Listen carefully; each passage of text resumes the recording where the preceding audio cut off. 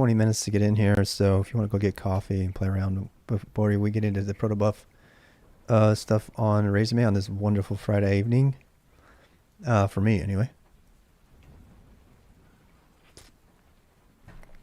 I'm going to be working on my new schedule for beginner boosts as well as other work, and I've actually already got some initial content created. I'm going to be doing this. I'm really excited about it. It's something I've been wanting to get back to for a long time. Gone through a lot of turmoil over the last 4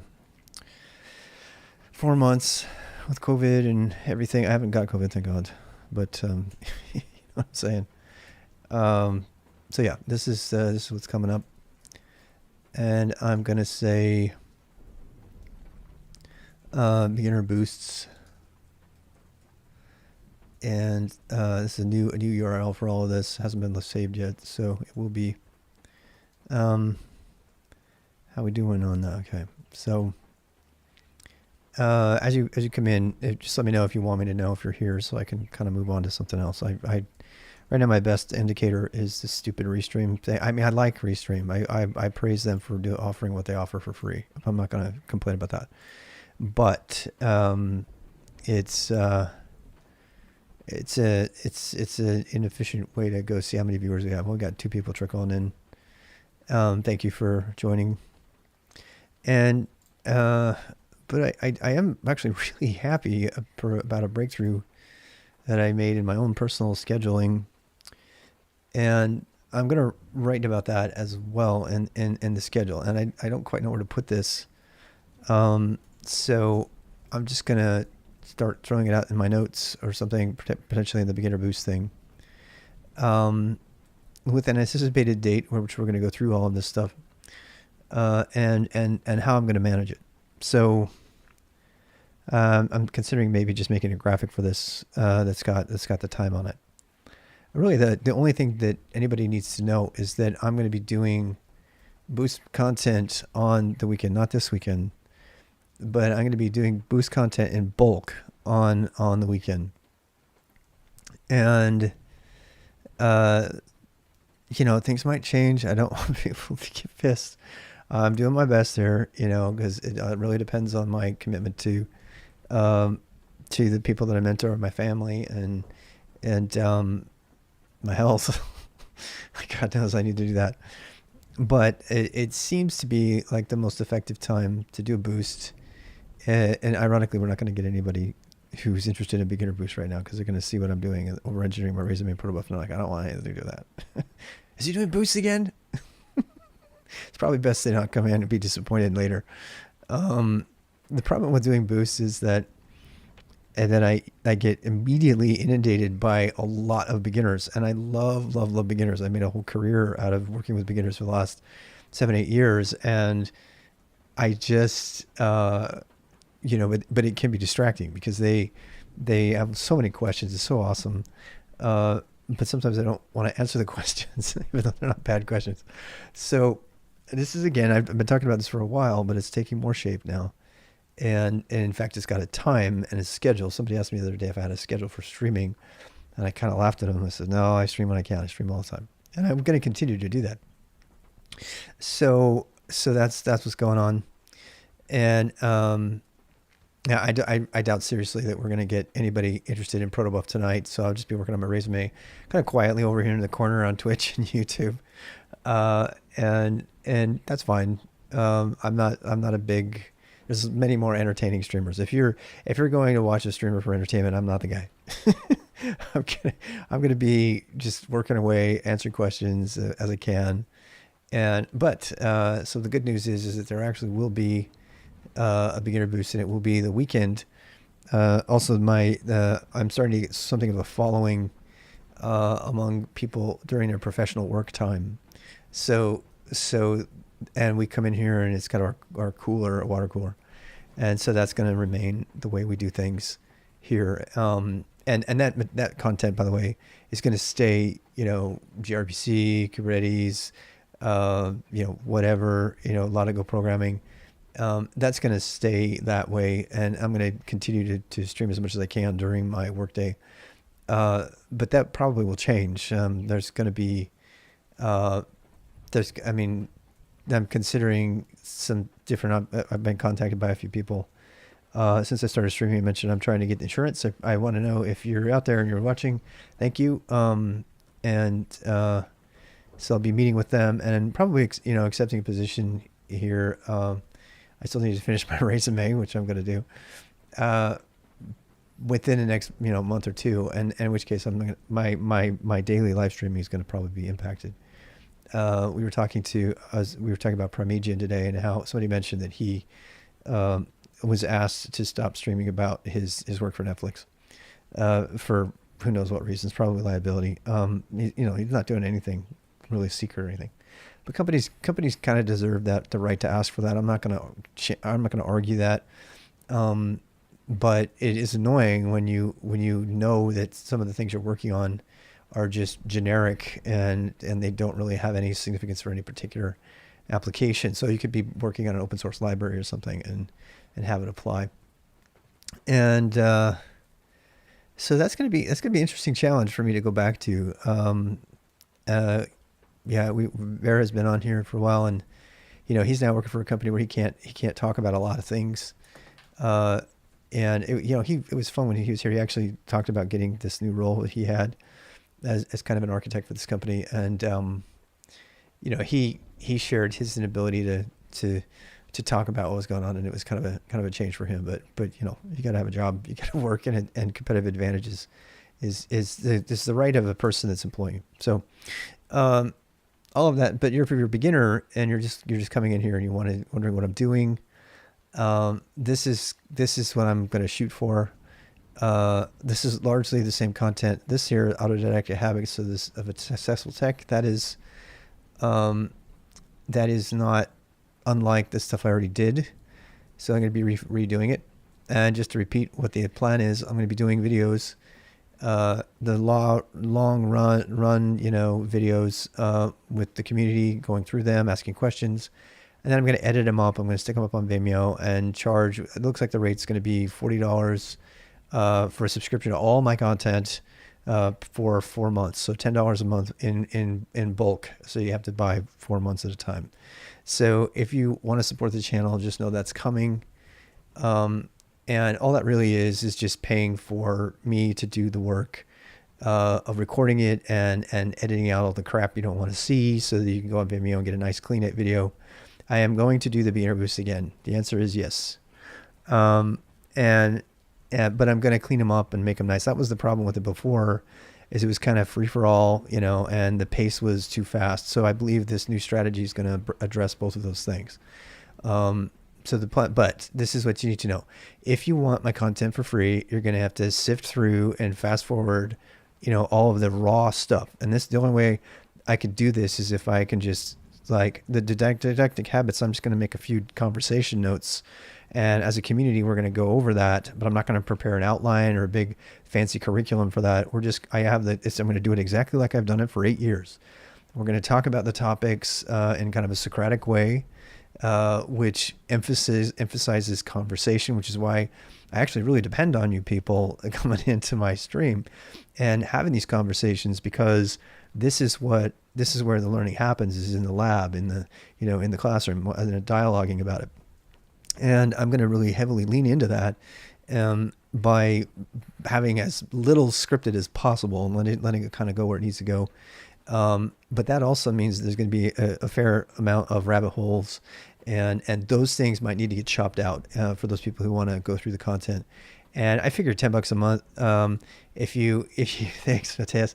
If you want $10 a month, I'm just asking for a 4-month commitment in your subscription for $10 a month. And I'm going to do it all on Vimeo, so I get 100% of the money. That way, fewer subscriptions is going to pay.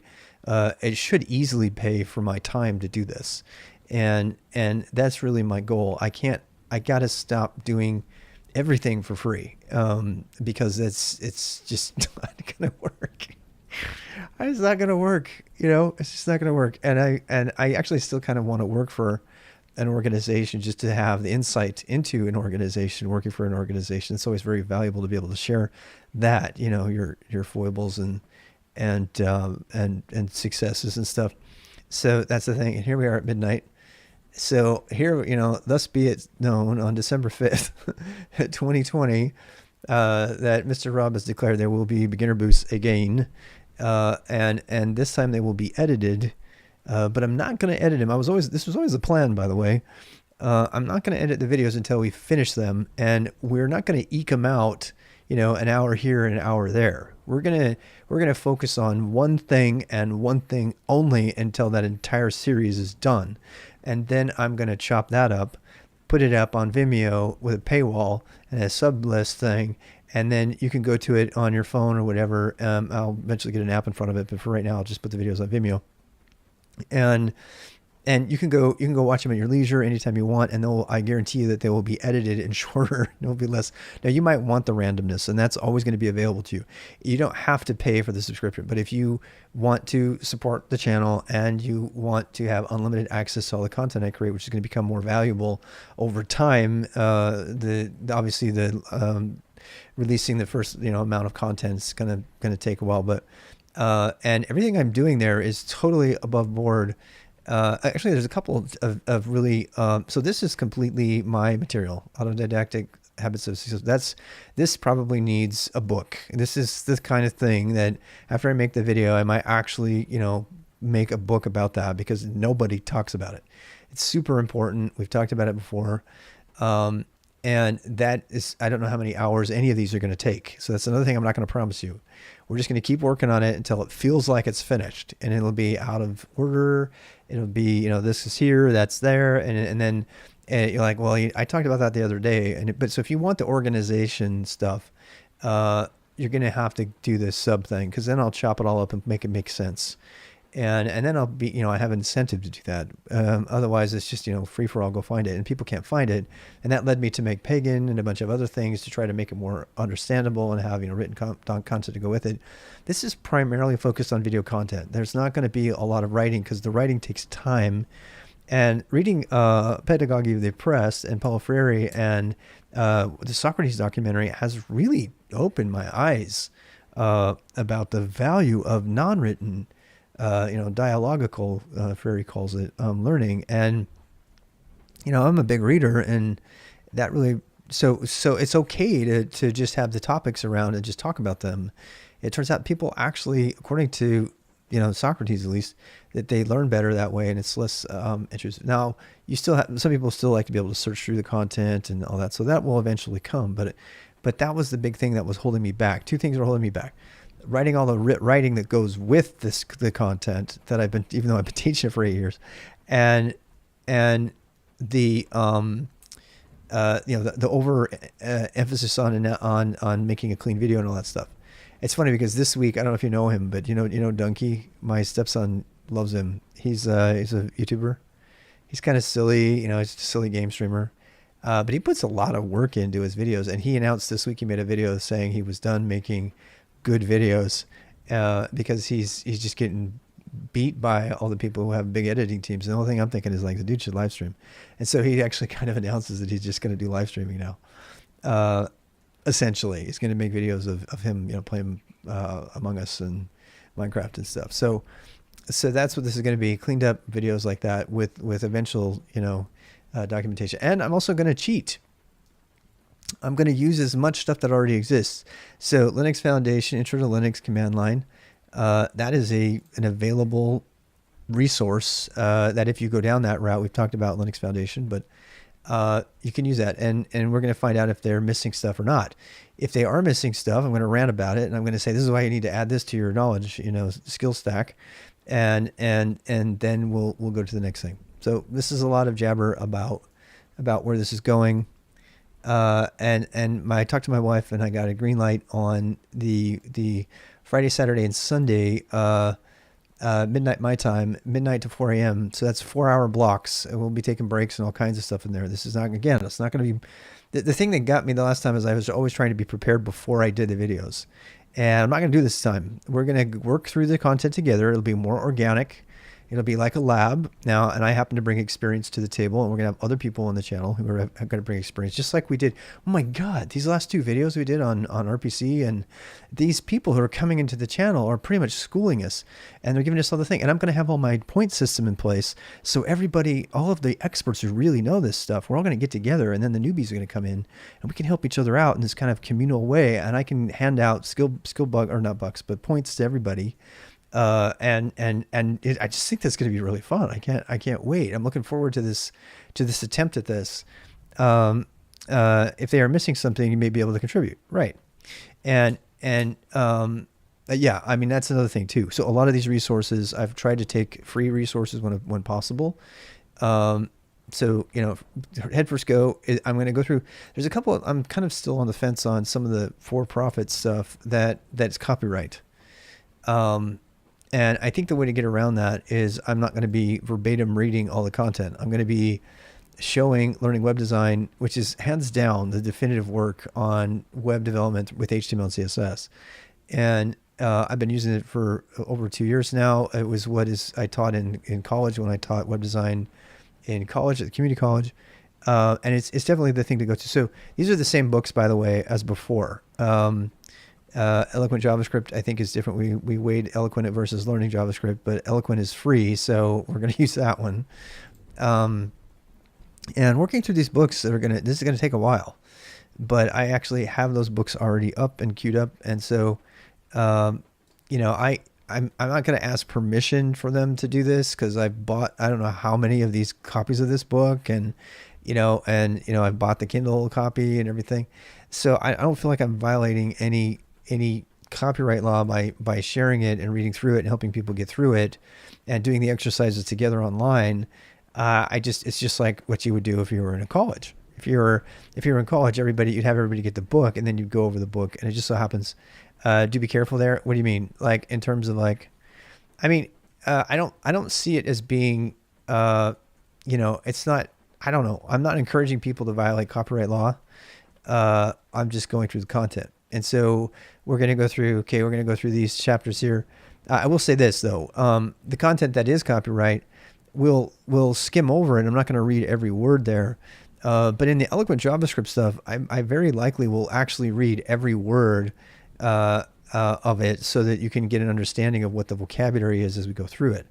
In the case of copyrighted content, I'm going to just go ahead and summarize the stuff like, here, does anybody have any questions on this? And we'll talk about the different elements, and then I'll supplement it with, this is how you do this activity. I'm not, obviously I can't distribute anything from the book anywhere. The person who made, Jennifer, she and I have communicated over Twitter. I might pop her another tweet just to say, hey, I'm doing a walkthrough of your book over here. And it's probably the right thing to do, to reach out to her, and I'll do that. She's probably like, yeah, sure, fine. But it's probably her publisher who would have problems, and it's Riley who publishes it, and Riley's pretty open. It's not like, again, if I'm not distributing the book, that's a different thing. And if I were reading everywhere, this book is almost impossible for me to, I don't know. I just think it's going to be fine, but I do need to be careful. You're right. I just don't want to give up this particular book, because this is really, really great content. This has been the go-to book, by the way, for years. I mean, since the 90s, this book, 5th edition, this is really, really great. And it's really the one that I want everybody to invest in some way. I mean, I know it's expensive, but I would rather go through the most important work created, High Liquid Media, than some free resource that there's ways to get around this, and I've played with that. And see if you do, she comes at it from, this is a designer's book, by the way. I mean, the biggest section in the whole book is CSS. So this is somebody who has made a very good living doing CSS their entire life. So it's designer based, and it has a bunch of topics in here that other topics are not covered.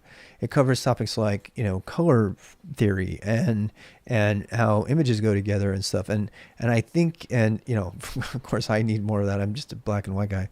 But it covers CSS Grid and Flexbox and all that. You can definitely supplement this with other things, and there's free code camp for you to go through this if you want as well.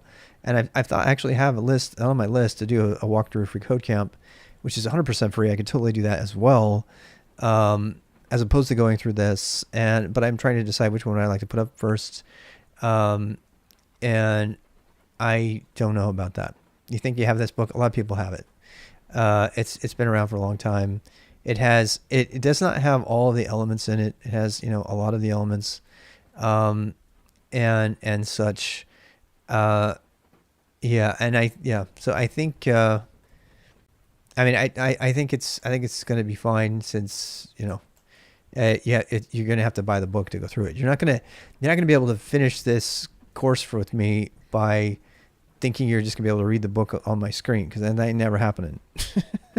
You got to get the book yourself, and it's up to you to how to do that. But I'm encouraging you to actually, in this particular case, to pay for the book, because this is like thousands of hours of work. Now, to be fair, it's also outdated in a lot of places, like really outdated. Most of it's really good, but it even talks about SVG, which I really love.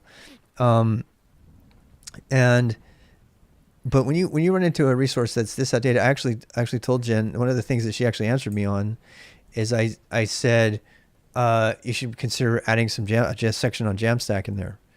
And she just says, what's Jamstack? You know? And I said, Jam, you know, go read it, you know? And so when I go through this, part of this particular part is going to go into how to publish for free on Jamstack using Netlify and GitHub or GitLab and that kind of stuff. A lot of people don't know that you can have a full-blown production website for free and do it like a professional without having to bow down to WordPress or Wix or something.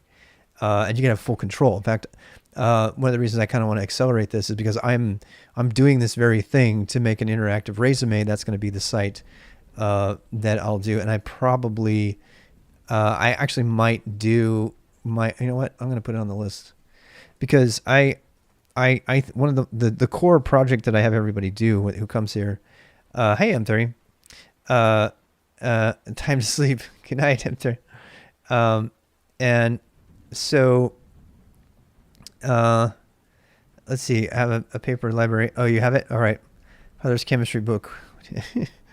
Tell me how expert in the arts. Have some advice for things like detecting forgeries. Ooh. Yeah, that's kind of cool. So basically what I want to do here is I do want to do a segment on building, getting good to gig. And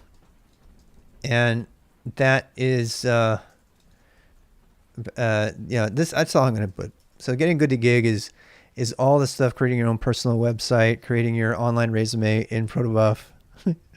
I can't wait. I am so excited to talk to you guys about this plan that Ethan and I came up with. Ethan, who made CPIC. Hey, Luke. More information about the Beginner Boost. When would I start? Well, we're gonna talk about that right now. So not this week. So I'm thinking, you know, I could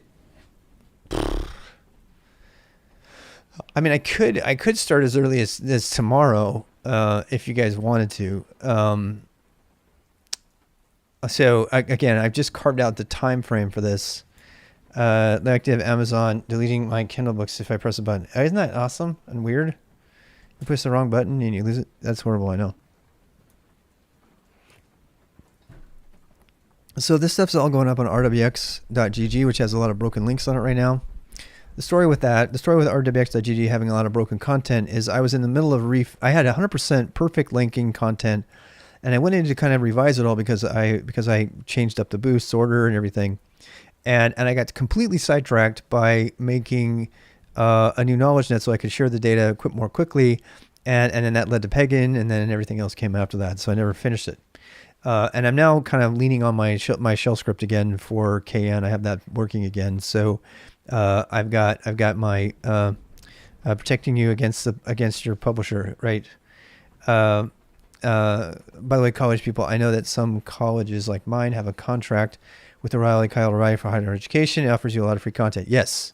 And Jennifer Robbins' book is definitely there. It's probably the most important book. This is roughly the order I'm going to go in, and this may or may not change. Again, this is all very organic. Just like the difference between this and the other beginner boost is I'm not putting any kind of time parameters on anything. So the most I'm going to commit to, and it's a lot for me to stick to a time, is to say Friday, Saturday, and Sunday, midnight my time, which is 9 o'clock California time, midnight to 4, we're going to be working through all of that time, all of it. And that means that, we're going to get through some of this stuff in 2 weeks, because again, the goal for me is to get through content completely, so that I can edit it and then put it up on Vimeo so that it can pay for itself. And then if you guys want that, you can. Otherwise, you can go back and sift through the unedited content for free, and I'll give you the unedited content for free. Yes, 1984 is the one that got removed. Wasn't that funny? It was because it was, you know what though? It was it was put up there by somebody who didn't have the rights. Yeah, it was a really funny story that they're talking about in there. So this is coming again. I think what I'll do, rather than starting tomorrow, because I know people want to. As soon as people start getting word that we're doing the beginner boost, you guys are getting kind of a preview. You came in here thinking you were going to get over-engineered resumes, and you just joined for fun. And if I had put the beginner boosts are starting on December 25th, I would have been inundated immediately. On average, we had 120, 150 people when I was doing beginner boosts, and I am a little concerned because, as I said before, there's the stuff that I do during the weekday is not going to be the kind of place to be if you are a beginner who has a lot of questions. You can ask those questions and people in the chat can try to help you, but I won't be able to. I'm going to be stuck with, developing stuff. And I really need to focus on that. Quite honestly, it's one of the reasons I'm worried going into this, because I had a lot of really amazing projects on track before I started streaming last year. And then I started doing the beginner boost thinking I could compartmentalize everything, and I couldn't. And it ended up just completely derailing all of the projects that I had on tap. And I have a lot of projects on right now. Is your resume is going to be in Protobuf and YAML and JSON. And we're going to do that today. That's what I'm doing right now. So I'm going to shift over. I'm going to start talking about that now, because I've talked about this enough. If you want more information on this, follow the YouTube channel. You'll start to see things in the title. I just think YouTube has the best notifications. It's up to you though. You can use Twitch, YouTube, Twitter, all of them. Get notified. Discord as well. And the site is rwx.gg/boost, which I have not yet. I'm just in the middle of building that right now.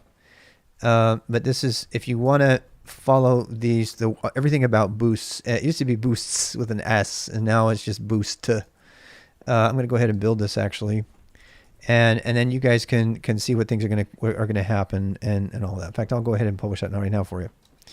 So KNB, I'm gonna go render this really fast. Okay, 320 nodes, yay. Save beginner boosts coming back. All right, so and the fact that it's going to be polished up and put on Vimeo is really going to stay a motivating factor for me to finish through the end instead of trying to do all of this for free.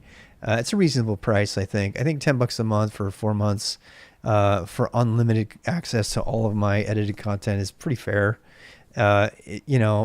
Compared to one subscription on Twitch. What does this subscription cost, guys? Do you know? I don't even know. So. It's again, you only have to buy it in a 4 month.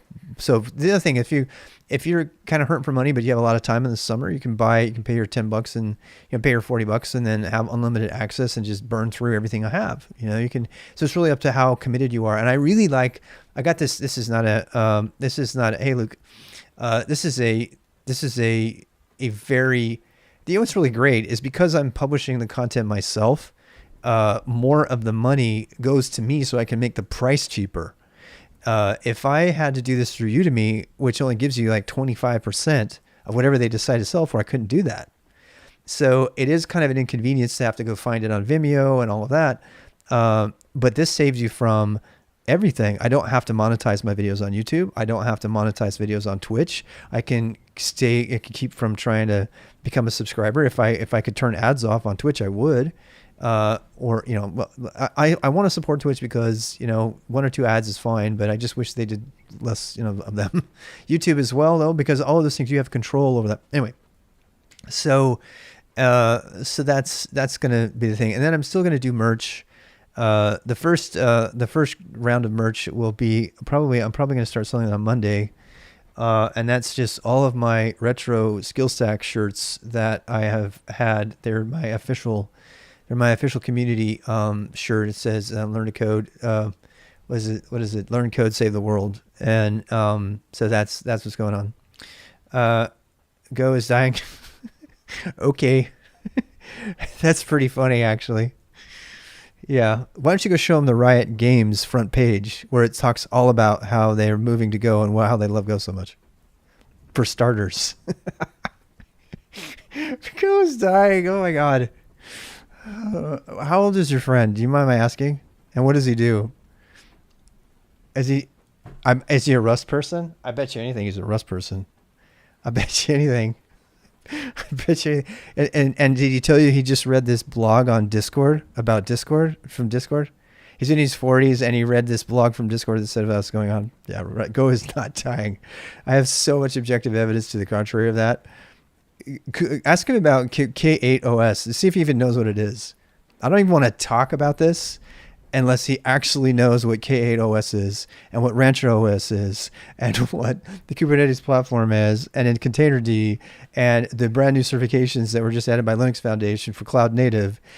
Yeah, ask him if he even knows what cloud native means, because anybody who says Go is dying is not in tune with any of that. Ask him if he knows what gRPC is. Bet he hasn't even heard of it.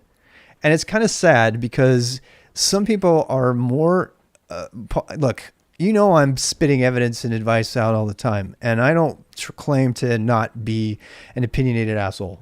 I am, but my opinions are weakly held, which means when I have new information, I'll change it.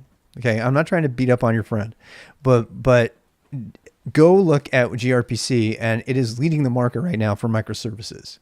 Go is the hottest language on the planet right now for enterprise computing as well as cybersecurity. It is like increasing in effort.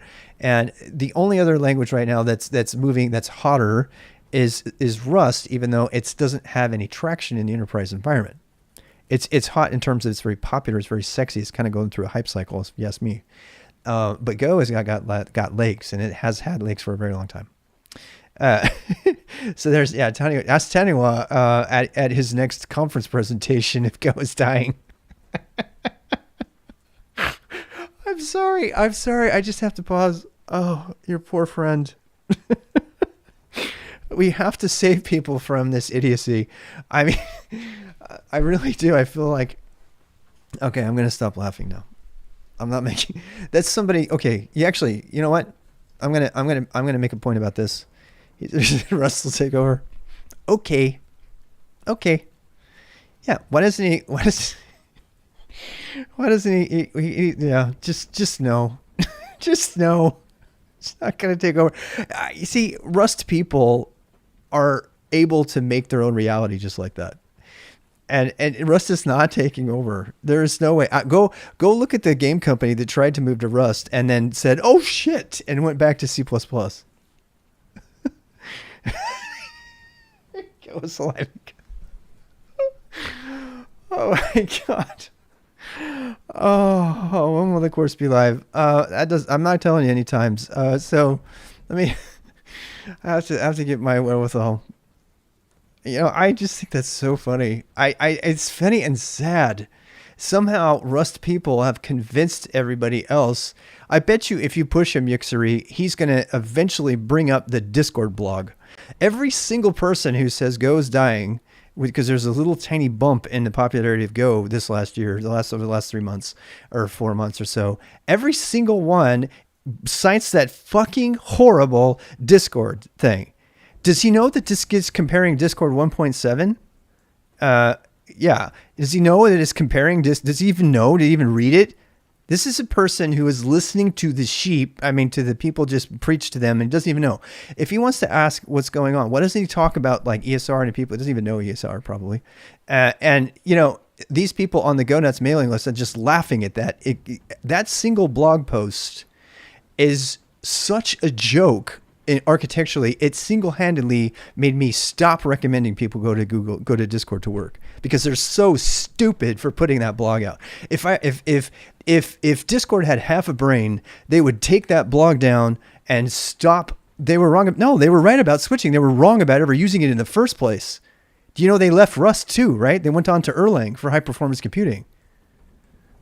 Yeah, but this is a totally different application. This was a case where. Okay, you got me on a side rail. This is my hot button issue. My hot button issue with this is because people keep fucking citing this Discord blog without reading it and dissecting it. And so they make a decision on it and they end up in big trouble because it's not based on all that Discord blog says. And I actually have one of the top comments on the Medium on the blog is that Discord doesn't know what the fuck they're doing. That's all it says. And they didn't know from the beginning. And now they finally figured it out. And so they've come around and they've started to do the right thing. They should never have put a garbage collected language in the middle of their core hub architecture. That was always an Erlang application. Always an Erlang application. But they went ahead and they did it anyway. And then they had the gall to compare Go 1.7 to the most recent Rust release and ask them about Rust concurrency. Yeah, they didn't even stay with Rust, and they switched the next day to Erlang. They didn't know what they were doing from the beginning, and you can tell because of all the outages at Discord. They're an absolutely horrible architecture team, and now they're just like following around all the trends like everybody else. And they look like very fun, happy people. I used to recommend working there all the time because of their culture. And why were they wrong to switch? But Rust doesn't have GC. Yeah, and. It's just okay, guys. I have to move on. Yixari, you can have fun with that, but if anything, everybody needs to understand that there is this prevalent lie from this Discord blog about garbage collection. And if you don't even fucking know what garbage collection is, but everyone loves to say it's like Brando. It has electrolytes. Well, what are electrolytes? Electrolytes. That's their one Plutz crave. Do you guys know that? Do you guys know that show? Do you know the Idiocracy show? You gotta go watch it. It's so funny. It's like, but Branda, what are you watering your plants with? Well, obviously we water them with Brando. Why are you watering your crops with Brando? That's what's his name. And he's like, because it has electrolytes. And you're like, okay, and what are electrolytes? Electrolytes, they're what plants crave. They don't know electrolytes. So they're like salting their entire like foods, and they're having a big massive food shortage because the corporate interest in Brando has convinced them. Yes, the Erlang concurrency model is awesome. That's the same. It can handle billions of telephone switches calls all the time. It is a phenomenal language. That's the language they should have considered for what they're doing. And then I think actually Rust has bad concurrency. Yeah, it has shitty concurrency. Oh my God. Yeah, it's like one of the things that they've changed like 5 times in the last 10 years. It's like horrible. It's totally horrible. And that's coming from somebody who gave a conference presentation. I can go find the reference to you. At the end, he says, by the way, if you really need the following things, Rust isn't very good at these things. And item number 3 is concurrency. It says they haven't really got a mature concurrency model, but they don't have memory management. They don't have race conditions, which is awesome. They like try to talk around the issue, but it's not designed for concurrency and stuff like that. Now it's gotten better probably in the last time, but ask him how many people can actually get jobs coding in Rust. See, this is a thing that nobody wants to talk about. It really pisses me off. It's like coroutine model is better. I'm not saying coroutine model is easier to code. Okay, let's do this. Okay, Go was designed from the ground up for concurrency by designers who created C and the Unix operating system and Unicode. Rust was an accident from somebody's fun project on the side to which concurrency was hacked onto it at least 5 different times, and the current version is async await because it's closest to what Node developers like, and Rust is the single most favorite language to Node developers. I mean, that's the truth. I'm sorry. And if you don't like it, I'm sorry. You can like flame me all you want. The concurrency model sucks. It's horrible in Rust. And people keep adding it, and they say the concurrency model in Go is designed after the concurrency models of the Unix operating system that people are already aware of. And so the domain models and all of their architecture matches, and it makes it much easier to code. Promises are a bitch to code. They're like crazy. Async await is really hard to code because it's not mentally, you don't think of like having multiple threads and having one sleep and having it talk to the other one. It's just not something you can visualize right now. If people have been raised on JavaScript, they tend to think that way about concurrency better because they've gone through the pain and suffering of learning async await and promises and callbacks and all that stuff that are necessary when you have a single thread. Separate parallelism from concurrency as well. Yes. It's got true parallelism. So look, I know I'm kind of spun up because I actually made a blog about this very thing, and not a blog, a whole article, and I have to find it right now. I'll find it for you guys. But I had to make an article specifically about this issue because people keep bringing up that blog post. And if somebody starts saying, oh, Go's falling out of favor, almost every single time that's come up, it's been traced to this one shitty blog post from Discord. And you know what? I'm going to be fair here. There's a lot of people who have come to me and others who are like saying Rust sucks because it's slow to develop in and it's complicated. And that's because they're one of the 38,000 people who viewed my video on that got totally roasted for saying that Rust was slow for development. And I also said for runtime in some specific cases, but it would be just as unfair of me to say that you should judge Rust by my one video. That's not critical thinking. That's not, you know what I mean? I'm trying to stay positive here. It's a fun Friday night. It's a fun Saturday night and morning. Actually, I need to calm down. I need to talk softer. I'm getting really loud. Get loud. It's just, so the reason that one gets under my collar so much, it's not the content. It's not the claim that Go is bad. What is annoying about that is it keeps coming up because of this one single resource. It's like, and what I'm wondering is why are only people looking at this one blog post from Discord? Where are you getting your if you're a 40-year-old professional and you're getting your technical information, if you're following your industry and your source is 1 or 2 Discord articles and Reddit threads, and you don't even have a membership to any of the news groups where Go is being discussed or C++ or any of the other places, if you don't have a wider net to get more data about trends and stuff and waves that are coming and information. If your source of information, this is the reason it's annoying to me is because this is a bigger problem in our society, and this becomes a political conversation really quickly. It's like the biggest problem we have is that we have these little echo chambers and we pick like 1 or 2 sources. I'm going to listen to everything Discord says on their medium. Oh my God, they're so great. I'm going to listen to everything the Lyft team says. The Lyft team is God's. It used to be Twitter. I'm going to listen to Twitter's architecture team. I'm going to listen to Walmart's architecture team. I'm going to listen to Reddit, whatever. I'm going to listen only to these things. And by the way, this problem applies just as equally to the old timers like me who do not look at these other resources, and they only look at mailing list news groups and Usenet. And they're like, I don't need to see any of that shit. I don't need no stinking Reddit. They're only living in what they know, which has been Usenet news groups since the 1980s.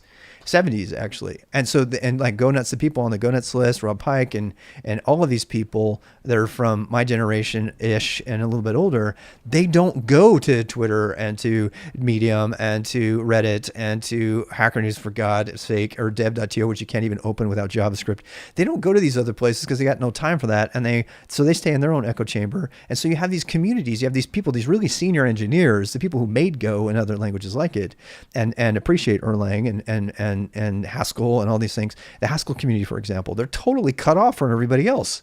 And so the problem is that the thing that I get annoyed about here, and this is why I'm taking a moment, is because we're going to get back to Protobuf. Yes, thank you. Is that all of these people are not talking to each other.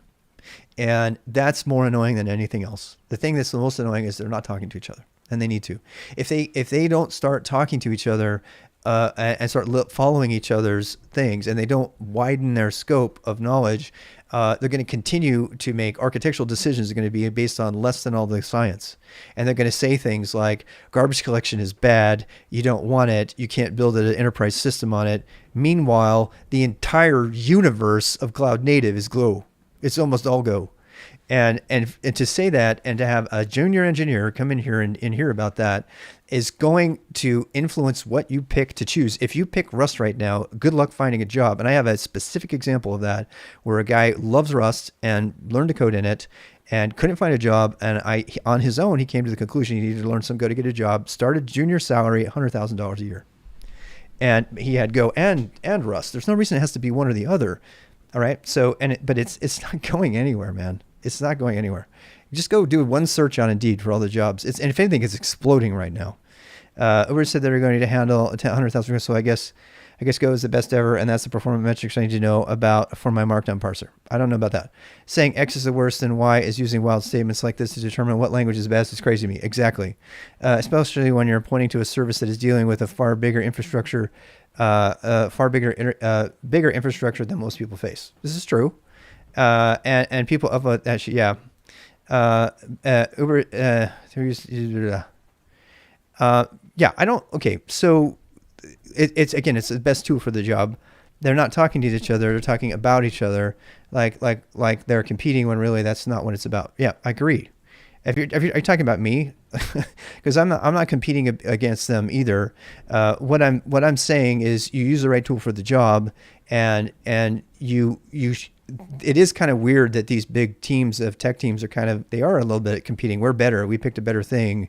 And that's kind of dumb. It's like you're providing a service, pick the best thing for the service. And the fact that Go is associated with Google has nothing to do with Go anymore. It hasn't for years. So what do you think about Lantern's newly proposed coroutines model for the Swift language? I think that I didn't hear about that. You have to go do some research, come back, write a blog about it. I would love to hear more. But yeah, there's yeah. If you dig deep enough, most people disagree with Go because it comes from Google, and it has garbage collection. And for some reason, they bought into the lie that they can't write safe code in Go. And there's plenty of reasons that I agree with that. Go routines leak routinely unless you take care of context, which they've added to the language, which I complain about all the time. And I just wanted people to know I'm not just a Go fanboy. I know that Go has problems too, but it's really about the best pick for the job, and it's about having multiple sources of information. And if it's like you don't want to subscribe to Fox News for all your political data. You know what I mean? You want to have multiple sources before you go telling other people what they should do. And that goes for me. If somebody hears me, make a bad call, and I've done it, just today I was like, I'm pushing everybody on LinkedIn, and I'm like, I'm not so sure LinkedIn should be your primary place where you maintain all of your career data. And that's why I'm making a resume.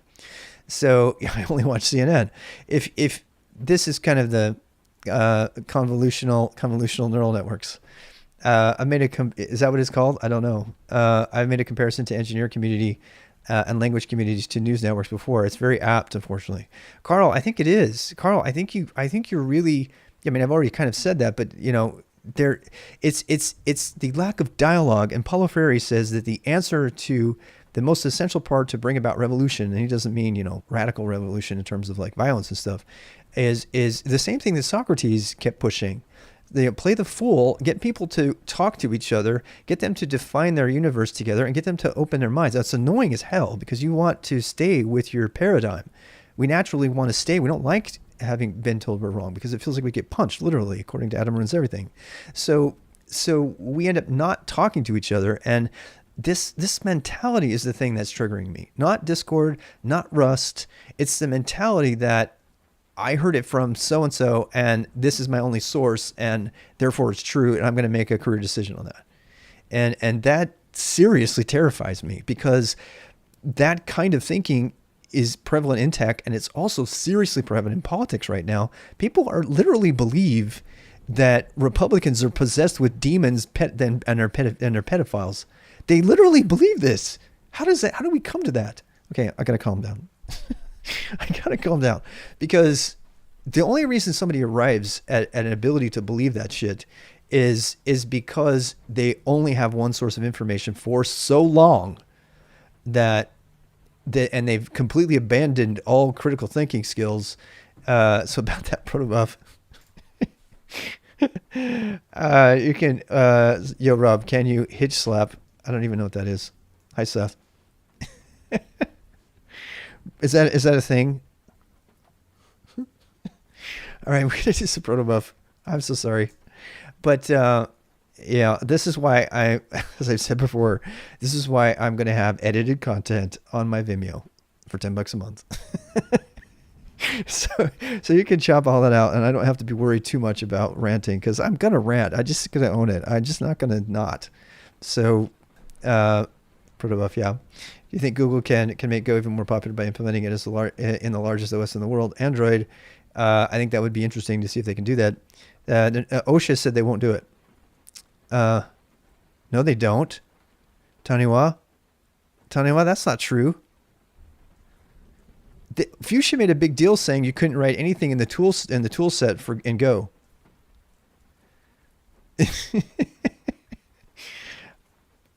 Dude, that is you again. Points for Taniwa. Points for Taniwa because I did that. They made you. Got to be kidding me. Oh my God, that is so wonderful. The hypocrisy is just seething hypocrisy. Monolith versus microservices. Pick one. Fight. Go. I don't know, man. The one thing I do know is that RPC is going to let you do both. So yeah, because Protobuf is just a way for you to communicate. So gvisor implemented it in the stack. They pulled the code from gvisor. Really? They like looked the other way because they needed something, right? Like this big public statement that everybody blasts all over the internet about, see, look, Fuchsia doesn't let Go either. They're not letting it in, but they're letting Rust in. Meanwhile, gvisor that gets stuff done, because of all the same reasons that you just said, it has garbage collection. We can't allow that. We can't allow that in our stack. Meanwhile, Fuchsia picked C++ as their core OS. Go ask Brian Cantrell what has happened to every C++ operating system, except for Haiku. It's just so funny.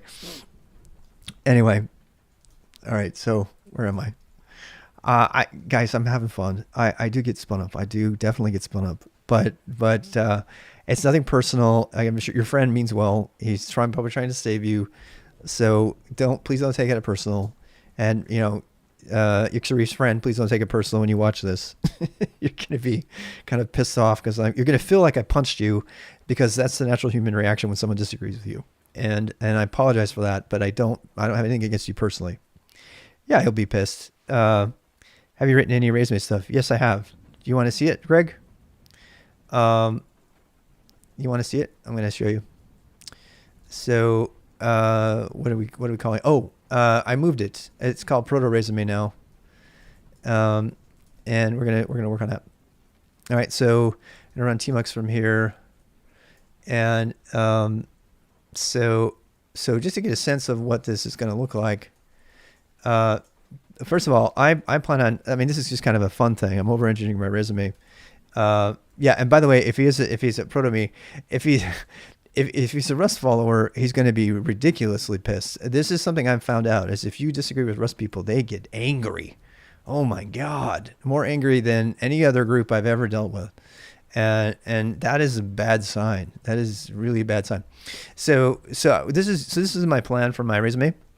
Again, and it's fine. Being passionate is fine. They're usually really, really intelligent. They're not used to being told they're wrong about anything, and they usually can fight through their own. This is just my personification of the Rust people that I've run into, and I'm no different in many ways. I'm very bullheaded, but if you show me why, I can change. Yeah, honestly, I don't want to talk about that, but the politics of Rust are I just not a fan. Not a fan. I don't think there should be politics in a language. Period. I don't. Doesn't mean I disagree with any of their positions. I just don't agree politics should be in a language. The end. Is that they're very intelligent.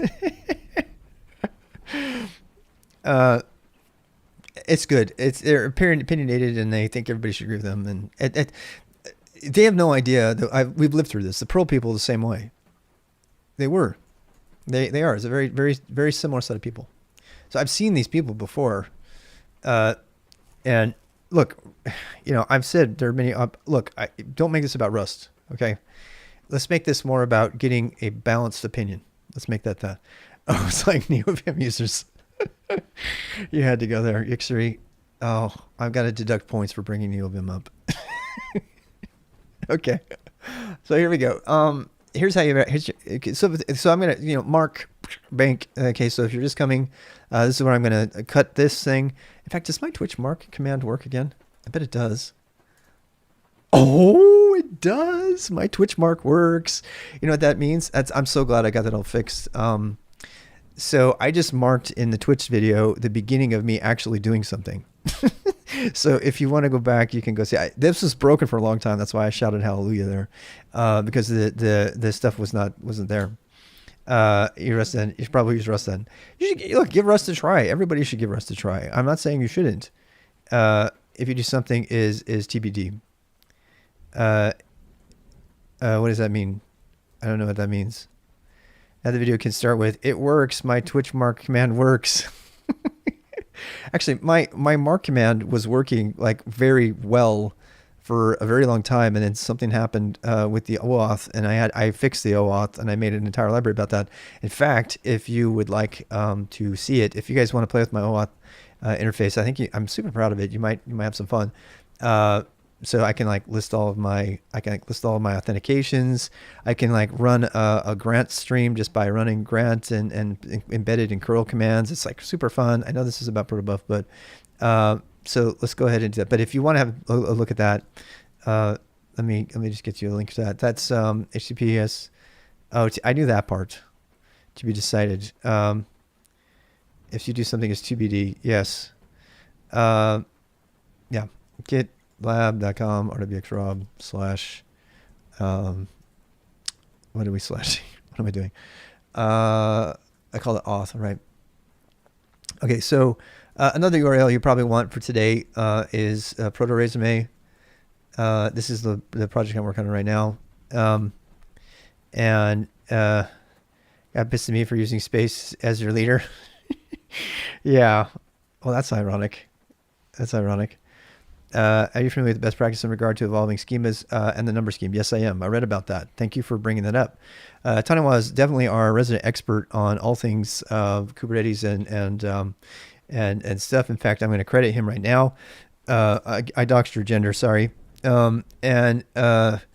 I won't give away who he is, but he's a conference presenter. He's very active in the Kubernetes community. I feel extremely fortunate to have him as a member of our stream here at any time. He's also in the Discord, and he's very available. If you have a question about it, he'll find you if you have questions about that. But respect his time just like anyone's. He's pretty well established in the community, so good. You'd be paying a lot of money for his consulting time if he were working for you. And I'm still skeptical as to anyone can be an expert in Kubernetes. When I said expert in Kubernetes, I suppose that's a little bit rhetorical, right? I mean, he's that's fair. I think he would say that's fair too. But he did make this line here, and we were super happy to find this line. I had to dissect it last night so that I could understand what's going on here. There's all kinds of really cool things going on here. This here, by the way, this is a little bit of this is a very popular idiom. You can actually use Go templates in Protobuf kind of situations, and that's what's going on there. The Go list command is doing all that. I'm not going to unpack this command right now. I'm just going to tell you what it does, and in a few words, since I restarted the mark here, I'm going to go ahead and tell you what I'm doing. So I'm just going to recap. And I'm going to time myself here. So for the next 5 minutes at most, I'm going to tell you why I'm doing this. So I'm not going to go back in my personal history about why I'm submitting my resume, but suffice to say, I'm working on the resume so I can get insurance, so I can get a job, so I can get insurance. And while I was doing the resume, I was like, oh, I got to get some information out of LinkedIn. And we started talking about screen scraping and all this stuff. And ultimately, I was like, I'm not going to put this into a Word doc or some LibreOffice doc or something. So I thought, well, okay, the best thing to do is to put it into, a structured data format. And so I started doing it in YAML, and then I rediscovered JSON resume, which is out there, is already a standard. In fact, 9 days ago now, version 1.0 was just released. It kind of went dark as a project for a while, and now it's back and strong. And as you see in this project, I actually have a submodule. I'm talking fast because you can slow this down if you need to. So VI resume schema here. This is the JSON schema that defines the format for JSON resumes, and they have a sample in here. So this is the sample for Richard Hendricks. This is a reference to the Silicon Valley series. And the idea is that they standardize on the most common things that you would have for a resume, while without stopping you from providing other information. I'm going to tell you right now that I'm going to be adding tags because I'm going to be able to I want to make a central registry so people can actually search each other's based on tag and stuff like that. And I don't know, we'll see. But for me, mostly I just want the resume, and I don't want to cut and paste it into something that's just going to go away. I want to put it into YAML so that I can, go through some interface command line or graphic and then click on a bunch of things and say, I only want everything, all the volunteer experience and projects that are related to terminal development, which is what's got me doing this resume, because I saw a job posting randomly for doing terminal user interfaces in Go, which is one of Go's really sweet spots. And I was like, oh my God, they're paying, 100 plus just to make terminal interfaces. Like, this is my dream job. Not really. I mean, there's lots of possible dream jobs, but that is one of the, I do that all the time. So I said, well, I'm going to get this resume ready. I started cut and pasting because I did all the work to connect to the LinkedIn API, which you can't get. And I ranted about LinkedIn and how I hate it. And I'm deciding to get off of it other than just as a social platform, and to remove all my content off of it because I can't even get access to the information that partners can. And I'm not paying them, so I don't have control. And so I'm trying to promote moving off of LinkedIn and more people putting their content and maintaining their own professional resumes and stuff like that someplace else. And I'm not just a Go developer, by the way. That was just a fun thing I was doing. And so this is all culminated in, okay, I'm going to make my own resume. I'm going to start moving this stuff into this. I started looking at the schema here. I was like, okay, how good is this schema? I'm kind of a pedantic asshole when it comes to data domain models and schemas. And I was looking at the resume schema, and I was like, this is missing a ton of stuff. It's got some problems. Then I started looking at JSON schema itself, which is the thing that it's done in. So here's the JSON schema to define the schema. And this also has problems. And then I was like, looking at better ways to do this. And I thought, wouldn't it be funny? Then I learned about Protobuf. So this is where Protobuf comes in. So Protobuf is a language, Protobuf 3 specifically, is a language for documenting structure and messages and events and procedures. And it's the core of gRPC, and it actually predates. People have been telling me it predates the invention of Go, which is interesting because the language syntax for it is very much Go-like. So this is it right here. This is a very, very simple one. And I actually, just today, Tanya, while you haven't seen this, but I've arrived at a personal preference. Maybe you can tell me if this is a mistake.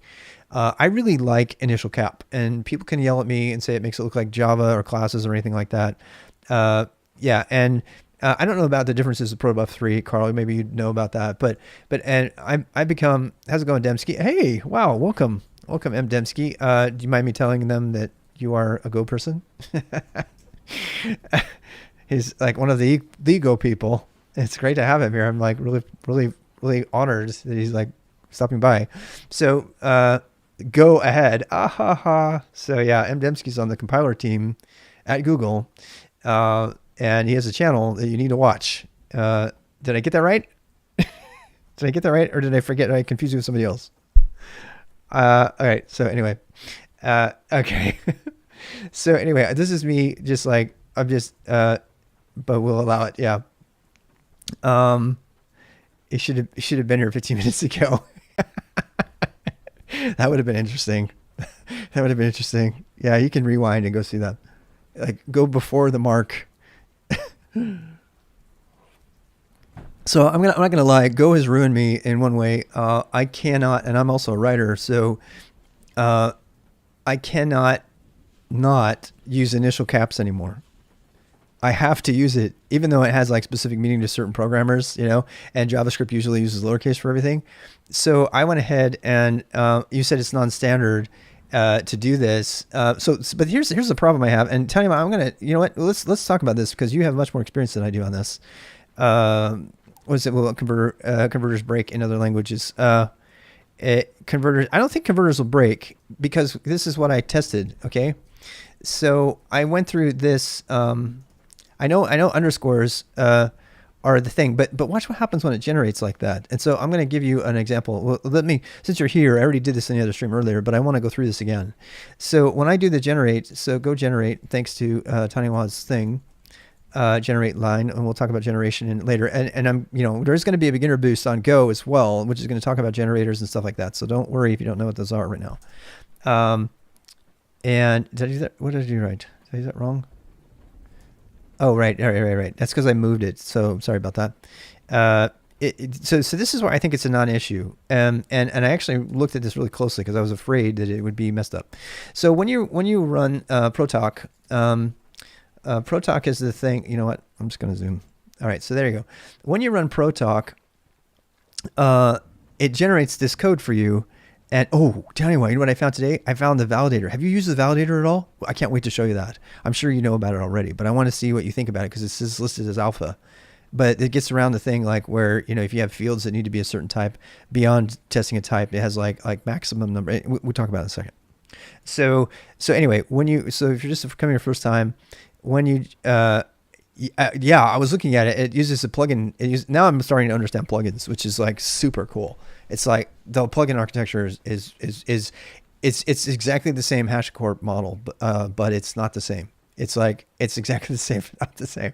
It uses the same model, but a different like thing that sends over standard. I just love it. Anyway, so when you generate content, when you generate code, this is what you get. Right, you get all this code, and again, this is not a learn Go stream. So sorry, we'll do that another time, which will be Friday, Saturday, and Sundays at night. It might not be Go. We're going to start out with some of the stuff, but we'll eventually get there. So here we go. So when this thing is created, you see it has full name, label, and blah, and then that matches over here because this is what I put in my proto file, right? But watch what happens if I don't do that. And this is what I want to get your guys' input on. So if I go in here and I do full name as is sort of canonical, this is more likely to be how people write it. I think you probably could confirm, Tanya, whether this is the base. They capitalize the message types, but then they use lower cases for these things. This is kind of a thing, right? So, but this is the one that really annoys me. So over here I did this, right? And I can have the type and I can have the image in here. And I actually want to get your input on that. And so we're going to do this here too.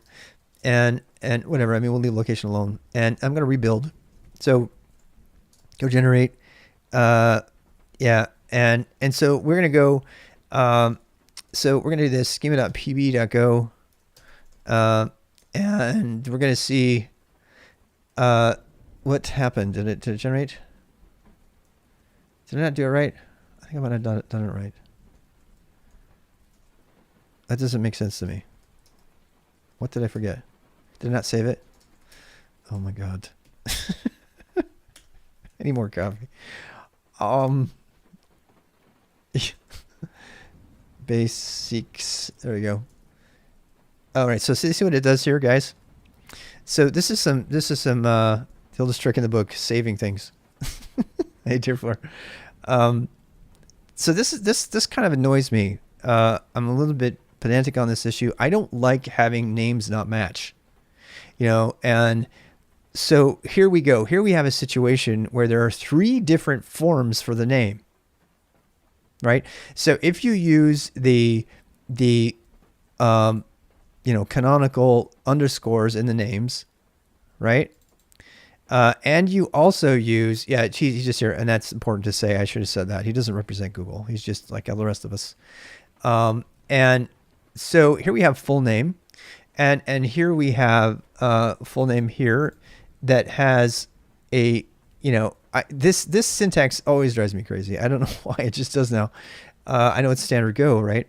But so it puts it like that in the JSON. And by the way, I did read this, so Tanya, you can correct me if I'm wrong, but I read that that it has been somewhat standardized. I have to go look it up.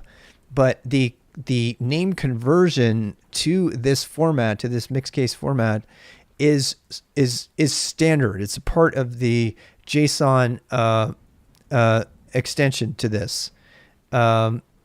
See, what you are seeing is a Google style guide, yes, which is camel case like this, right? And that's fine. That's also what's in Golang and stuff. But the problem I have is that in order to export this identifier in the Go struct, it has to initial cap it, and that's just the nature of Go. If you don't know Go, Go doesn't have an import and an exportable and a public and private and all that. It just, if the identifier, the name is a capital, that means it's exported, and it's one of the most hotly debated parts of Go. I fucking love it. I absolutely love that I don't have to deal with all that extra syntax, and I can just look at the identifiers and know exactly what I'm dealing with. By the way, did you see my proposals getting legs for context.c? Go vote for me, Dembski. We were on the stream and we were kind of complaining about context being a stutter, and so we went ahead and in kind of a raged moment we submitted a proposal. It was actually just an issue, and then Ian like upgraded it to proposal.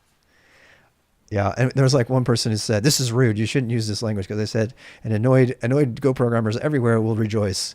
It was kind of a joke, and somebody says, "This isn't appropriate." And I'm like, "I'm just stating a fact here, but I'll get rid of it." And so anyway, yeah, there's a pretty good debate going on.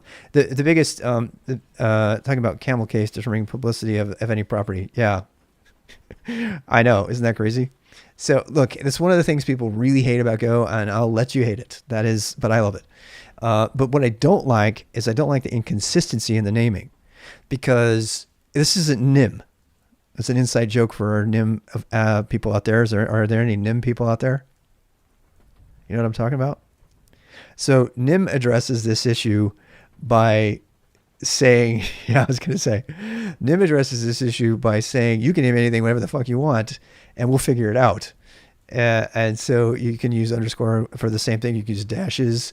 You can use, the compiler people must be like, because that puts a lot of overhead on the compiler. Pike would probably bust a gasket in his head if you saw that compiler.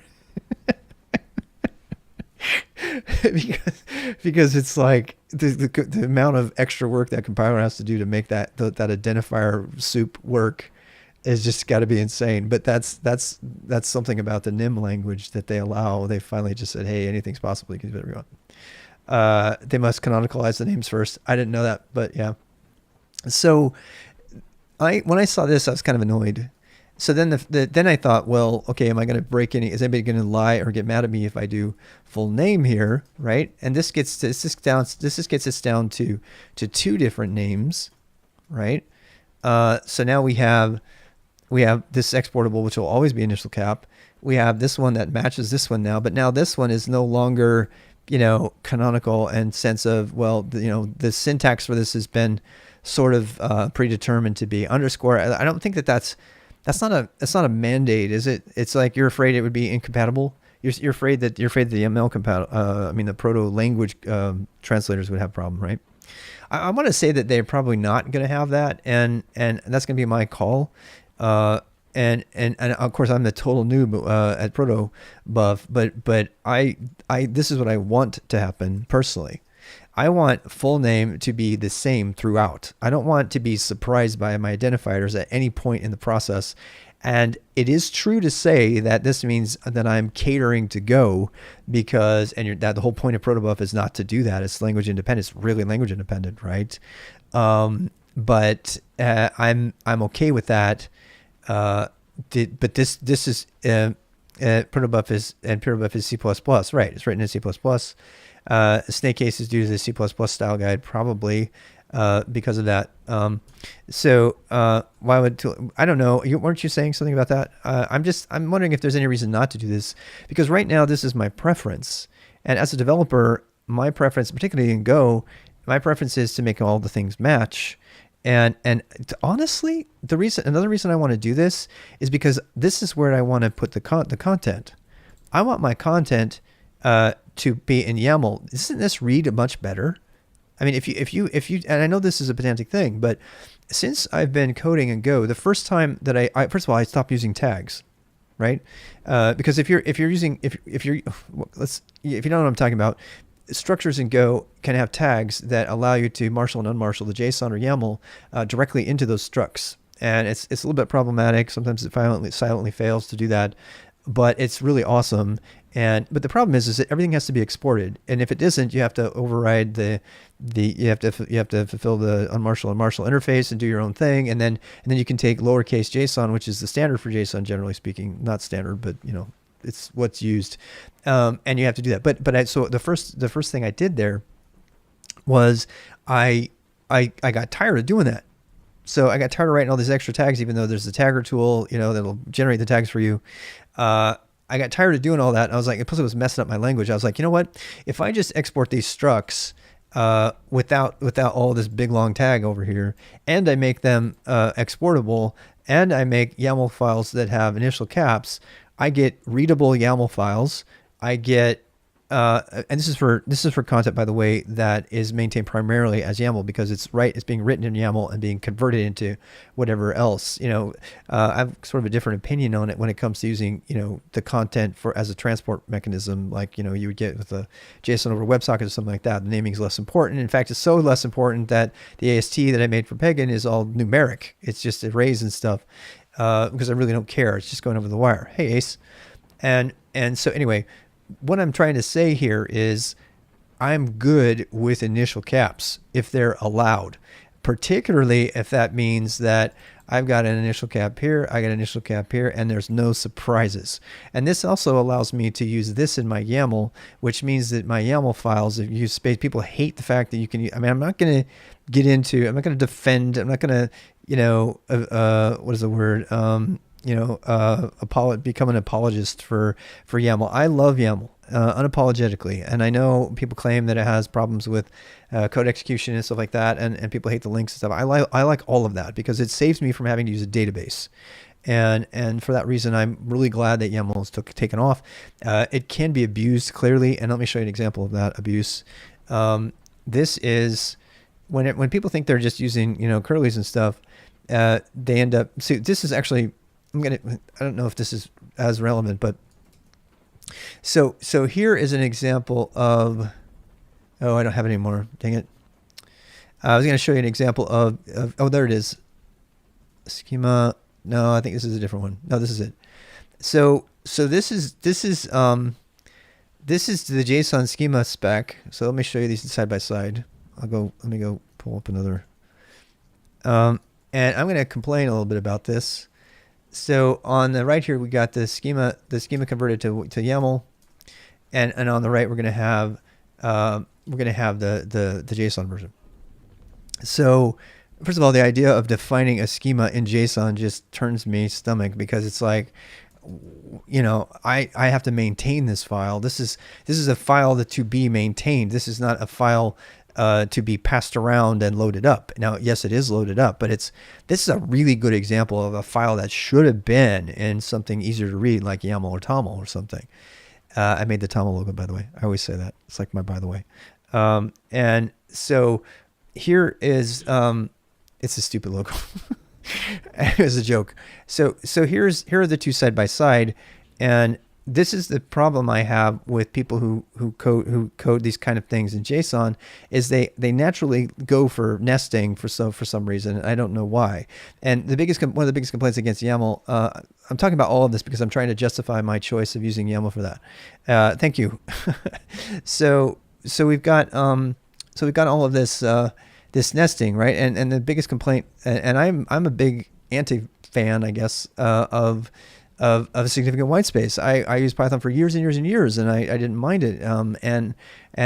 I started using Jade because of significant white space and CoffeeScript and all of them kind of fell on their face eventually, because eventually you're going to be cutting and pasting things, and your indentation is going to get messed up, and unless you have, the thing is really sad about that is that you can't even do auto formatting easily. There are some cases where not having a curly bracket around it means the AST, the underlying AST for white space significant languages, can't operate the way you expect it to.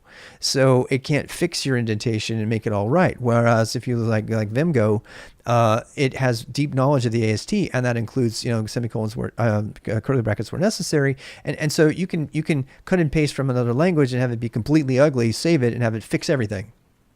And Python and other whitespace significant languages can't do that. And that's just the beginning of my complaint against whitespace specific languages. And that critique applies to YAML if you do it this way. If you abuse the thing and say that, I've got 8 or 9 or 20 levels of indentation and nesting like this. But one of the things that YAML allows you to do that JSON does not allow you to do is to link to sections. And the really great thing about Protobuf is that that's also what Protobuf does. So, and this is naturally how you would write the code for this kind of thing. You wouldn't write this big, long, massive structure that's got multiple indentations. And if you did, you should be fired. But what you should do, I think, is keep things on, left justified. It's kind of a design technique, but you want to keep things as left justified as possible. And then you want to compose those things together so you have a bunch of understandable pieces that are coming together to form the final thing. And YAML actually lets you do that. YAML lets you, if you look at my Alacrity config, for example, it's the closest thing I have to show you at this moment to talk about this. But this is related to Protobuf, I promise, but it's more about the naming and the use of YAML as a source data format. And I do think it's still relevant. It's in the title. So, so what is it? Config, Alacrity. I might not have some Alacrity on here right now. I don't. I think yeah, this is a new Pop! OS install, so I don't have it on there. Anyway, so what you can do in there, what I'm referring to, is you can actually set, you can have multiple themes defined, and then the setting for which theme you're using, you can actually make it a link to the other section, and the other section could be left justified, and it could be nice and pretty, and so that is one of the reasons. So YAML, I think, takes a beating from particularly JSON people. They just hate it. Strager hates it. At least he hated it. I think he's maybe changing his opinion on that a little bit. But this is maybe what they're seeing here. They're seeing something like this, or maybe they heard about that person who claimed once upon a time that you can run code with YAML, which I have since not found any proof of. I'm still unaware. YAML indentation nightmares. But what I'm just trying to explain to you, Riley, is that you don't need to have the indentation nightmares. That means you're using YAML incorrectly. If you're getting indentation nightmares, that means you are not writing proper YAML, because you don't have to have that level of nesting if you know how to do the linking. But nobody knows that. Nobody knows how to do that because it's not the piece that they go forward and link. They say, oh, it's backward compatible with JSON, which therefore means it's just nested just like JSON. So I'm going to write JSON with this white space significant thing. And it's not the same thing. You're not taking the benefits. So if Igni were here, did I say that right? Greg, that's the name of the creator of YAML. Greg happens to be his friend. So, I think if he were here, that's one of the first things. He's not the kind of person who would rant about that, I don't think. And say you're using it wrong, but I can. I'm going to say it. So I just think, because these kind of things could have been linked to the other things. Now, some of them are going to be a little bit different than others, but I agree with you that this is problematic, right? If you get too much stuff in there. So, and to be completely fair, Tanya, I should probably ask you, what I wish they would have done, honestly. This is going to get me in trouble for saying this. I think Toml would have been a better pick for Docker and for this kind of work. And I really went heavily into that. And I think that's one of the things that Rust, here I'm going to say something positive about Rust. Pay attention. Rust, this is where I ran into all the Rust people originally. I ran into them way before I was really a Rust even knew, but it was because I was working on the Toml project kind of on the side. I was never a core member or anything. And they were working on Cargo, which is all Toml. And I think Toml is a far superior configuration file. It's basically INI on steroids. If you don't know what it is, it's Tom's obvious markup. Tom, the co-creator of GitHub, actually, he's gone on to do other things, but Go didn't have good Toml support at the time. Yeah, and I think that's the reason. Toml wasn't. Look, I was trying to push. It's really too bad because I was trying to kind of informally push Tom probably 4 years ago because they were not moving very fast. And I wanted to use it. I had a project called File System as a Database, and it was just basically using flat files, Toml flat files, in conjunction with Markdown as a rudimentary database until you could migrate it into a true database. And it was just pretty fun. It was based on some of the stuff you see in the Hugo project, because stuff is kind of database-y, but not really. And the communication in K8 goes over a protobuf. Yes, not YAML. This is true. That's true too. Do you think, well, let me think. But pod creation is all okay. You know what? This is where I don't know what I'm talking about. So, Greg has used a lot of Helm. He was telling me about that.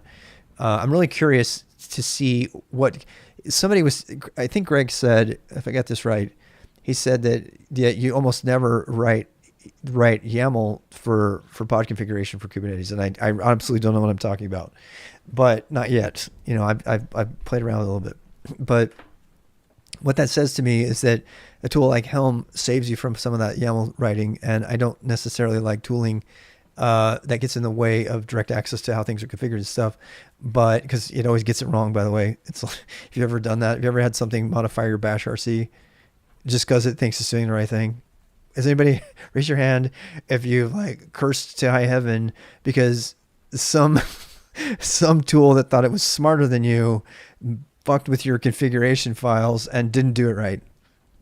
like Apache configuration or Nginx configuration, or to be fair, the Let's Encrypt is really good and it does mess with your config files. But generally speaking, when you have a tool that thinks it knows better about what your bash RC should have in it, yeah, it's almost always something I don't like. Directly edit YAML files and check them into Git. Right. And that's what I think. I think we'll stick with that. But I don't want to jump the gun. CI picks it up and deploys it, right? And the CI/CD in GitLab, which I was just watching a presentation about. I'm personally gonna get really fluent in the CI/CD from GitLab specifically, and I'm not gonna spend time on Jenkins and other stuff like that, even though because I really really believe in the integration that GitLab has got going on. It's really awesome. So that's a separate topic. We'll talk about that some other day. But it's all YAML. Minecraft servers are all YAML. So check out Flux. Are you talking about the InfluxDB Flux language written in Rust? I actually have a friend who's on that project, and the guy who made Flux just got an award for it last week. Yeah. The Flux CI? No. Now I'm confused. Yes, it's like a disambiguation hashtag. I haven't tried it. I'll have to try it. But I'm a big fan of GitLab, so I want to make sure I understand that one all the way before I go on to something else. So is GitHub Actions the kiddie version of potential CI/CD of GitLab? They have been chasing GitLab for a long time. This is about Protobuf, but yeah, that's my feel. My feeling is that GitLab just shamed GitHub into doing a bunch of good things. GitHub almost went bankrupt. Microsoft saved them. And all of a sudden they're woke and they're doing all sorts of amazing things that GitLab was doing 3 years ago. So it's kind of annoying. But GitHub Actions is the GitHub version of Azure Pipelines. Yeah. and they've had that for a long time. GitLab has had pipelines for how long? Since 2014, I think. Yeah. Azure pipelines predates Microsoft's. Oh, okay, that's true. Good. Okay, I didn't know that. All right, so let's go back to this thing. So all of that ranting about YAML and stuff is mostly just to justify my decision to, in my stupid little resume schema thing, to use uppercase. And if somebody doesn't like it, bite me. That's because, I'm sure I'll get bit by this right later, but my YAML will look better. So there. If anybody has, if you have a valid opposition to this, it's going to break something down the line, let me know. But I have a feeling the answer to that is no. It'll probably be fine. Vote of confidence there. All I want is pretty YAML files. That's it. I want a file that I can send somebody in text, and they'll say, you need to send your resume, and I'm going to submit a text resume. I'm going to do it. And then we say, for a prettier resume, please see this version here.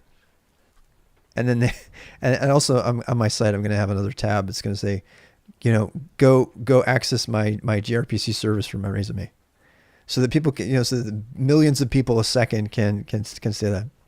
He prefers Rust. Oh God, why would you ask him that? Please don't tell him. Sell him high for Rob, but I always worry about what Strager thinks of me, because I like Strager, and I don't want him to not like me. I want him to be my friend, because that's how I operate. Don't just because I like Strager, and we differ on some of our opinions, but not that one apparently. Please submit your resume to this JSVPN. Exactly. And you laugh, right? Yes, he totally is. And I hate C++, and I'm not going to bag on it from him. There's a lot of real need for C++. I'm not going to say don't do that. Yes, it was. So yeah. We're all friends here, right? We know that. Everybody knows that, right? We're just joking. This is why it's great to live stream, because if I try to pull off this kind of humor in written form, it just never it never works. People think I hate them. They want to burn my house. So anyway, we're doing this YAML thing. What were we talking about? We were talking about the gRPC imports. You laugh about the gRPC import thing, but Ethan and I were talking to our session today, and we got looking at it. We were like, wait a second. We might be onto something here, because if it's not that much work to submit your text-based YAML resume or JSON resume to a central registry, or just do like what Go does, and just have a cache where you tell it the URL and then it tickles it, so it goes in the registry, and then we could actually cache these things, put tags on them, and we could have a centralized database of resumes that anybody can search. That's completely free. That doesn't have some fucking paywall in front of it, and we could actually search these things and have and basically make a knowledge net of resumes. And if you know what that's an inside reference here. Mimir is my knowledge net project, which is based on Markdown and Pagan and all this other stuff. It's a ways away from being done, but he made that Rust video on camera though, and people want to burn my house down. They definitely do. And thank you, by the way, for telling me about the Reddit thread that they started to talk about how to organize to burn my house down. Because what are they, 39,000 hits on that stupid fucking video. I love that I'm known for bagging on Rust. That's my claim to fame on YouTube. And I just, whatever.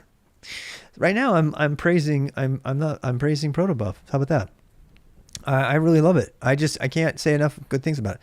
So little quick comment, I think that to Taniwa's point, these numbers, what are these numbers? Everybody who sees Protobuf for the first time, so in cases you just pumped in here, the built on Twitch. So these things here are the order that they appear, and they actually end up. I'm just starting to look at the binary format that results. Is amazing. So the fundamental difference between, I should probably apologize to everybody who doesn't know about this. I've talked about this 3 times, but every time I talk about this, I really need to talk about what protocol buffers are, and I'm going to try to do it in 1 minute. Okay. They're kind of cringe. Idealist for programming. I completely agree, Nitro.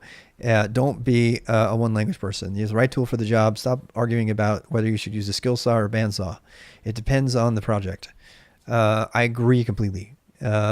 And the Discord thing is like them saying, you know what, skill saws really suck. We should never have used a skill saw to build this house and do our molding. We should have used a miter saw. 60 seconds go. Thank you, Luke. All right, so Protobuf is a communication protocol that encapsulates the messages and the procedures, which I haven't got to yet. I haven't learned it yet.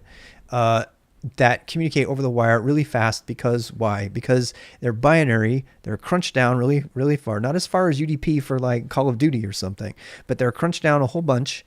And it's like if you take JSON, took out all the keys, made it a big long array that was in a guaranteed order, so you know what was coming, and the thing that's going to receive it agrees on what's coming in what order without having to be told what it is, and then you made all that binary.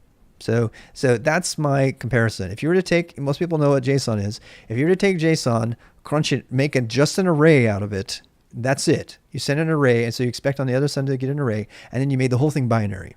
That's Protobuf in a nutshell. And so it is Google technology. It definitely is. It was invented in 2010. It's been released open source for a while now. It actually predates Go, and that's what Taniwa was telling me, and which I find interesting, because that means that a lot of the syntax similarities are very akin to Go. Like package schema comes from Go. It's almost like this, and then Go came along and they decided to drop the semicolons or something. It is. I think it's more than open source. Who manages it? Taniwa, it's under the Cloud Native Foundation, right? Which is under the Linux Foundation, isn't it? I think it falls under that purview, right? Anyway, so it is Cloud Native Foundation. Okay, I thought so. So just so you want to know who runs all the show, and we talked about this the other day. Copyright Google. I'm pretty sure it is. I'm pretty sure it's managed under the whole Cloud Native umbrella, which is a sub-project of the Linux Foundation, which is pretty much dominated by the big corporate interests, which is an interesting topic all by itself. We've gone down the rabbit hole many times. The big corporate interests are now running the Linux Foundation, and the governance is the CNCF. The copyright's Google. That doesn't mean and Apache 2 license, which is fantastic. Apache 2 is the best license ever for one reason. It's very, very detailed and gives you patent rights. So I'm not a lawyer, but every time I see Apache 2, it means, oh my God, these people understand the legalese of this, and it's awesome. I just really love it. You might think Apache's old and blah, blah, blah. No, Apache 2 is really, really caters to business interests, because they want a big, long detail. They don't want a paragraph of MIT. Google 10 years now, and I've still never written any serious software that uses protobufs. Interesting, M. Dembski. Do you mind? I mean, is it going to get you in trouble to you haven't written the software? Do you mind speaking about how? Because the idea is that Protobuf was invented at Google to manage communications some time ago, and now it's just becoming popular. Because it's becoming a part, they needed a faster protocol than REST and WebSockets and stuff. So they started looking at this other protocol they've been using internally at Google. And since it's Kubernetes related, please shit on Protobuf. Kind of. What I'm trying to say is, what is your take on it? There's probably a piece that I'm not covering. So it's actually a Protobuf's a lingua franca at Google. That's what I've heard. It's just in particular, I've never used it for any of my work. And I'm glad you said that, because after going through the Protobuf stuff, I'm such an obsessed person when it comes to domain modeling, which I don't want to get into what that is right now. I've talked about it a lot. At the domain modeling step, which is at the top, where you're defining the things and the actions of your system, before it's not OP, please don't go there. But it's, at that point, this is an IDL makes good sense.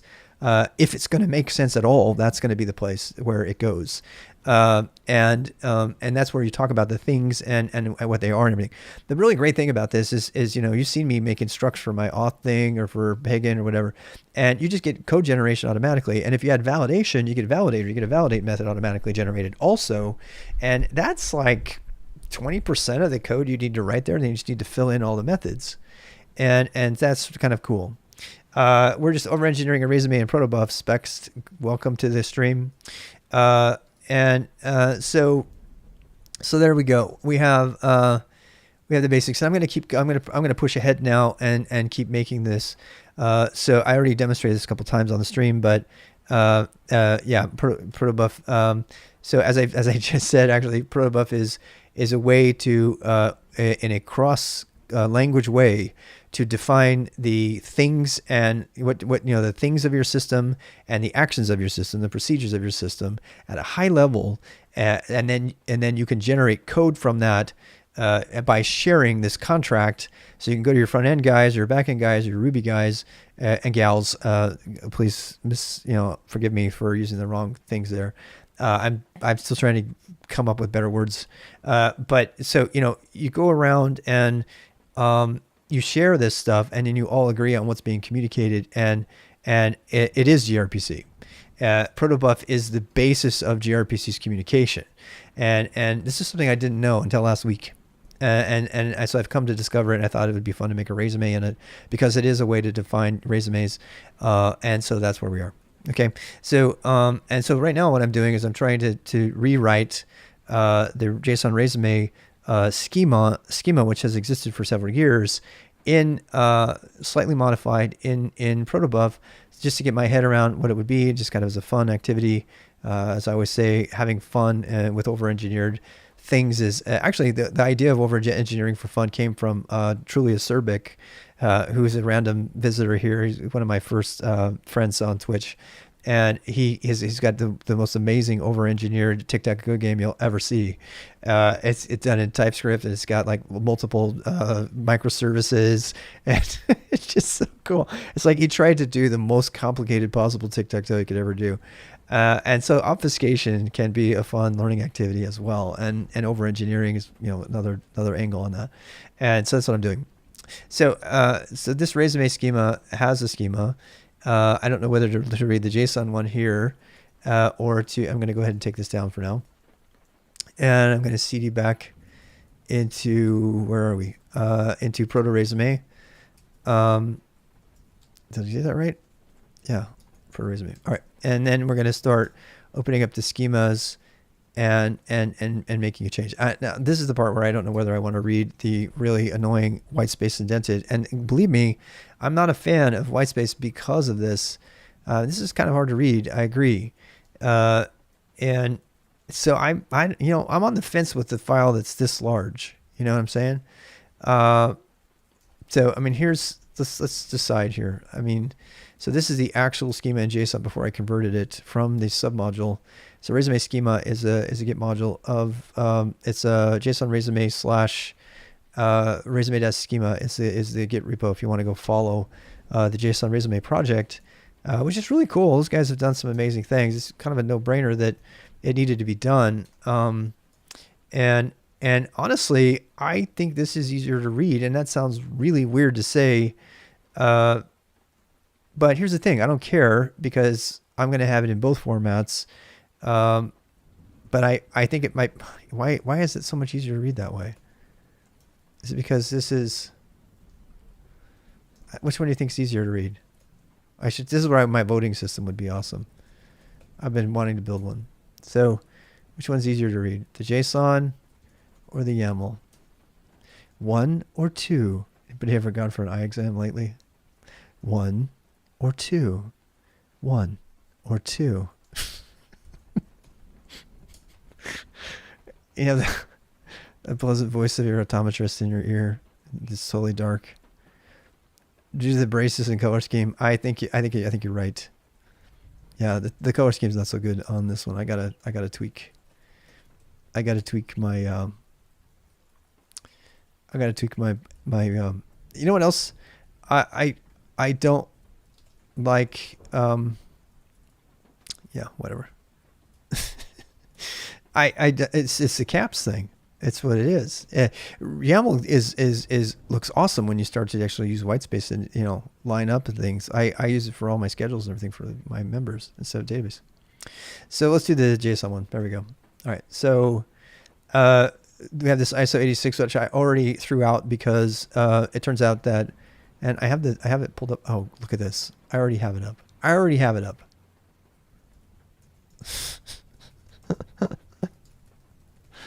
You're laughing. I know. I like the colors and background. It looks clean and calming. I need to learn how to do nice things like that. We can turn the thunder up. I just need it because I'm me. Yeah, I use Cellarize for years too. I'm using. I'm a big Groovebox fan these days. So I mean, we could talk about that all day. I don't wish to. Background is right. It is. It's just bad. It's nothing fancy. It's just. Yeah. It's just. It's just. And by the way, go sub. Yeah, I play this guy's things all the time in my background. If you like them, I'll give you his video URL. Or her, I don't know.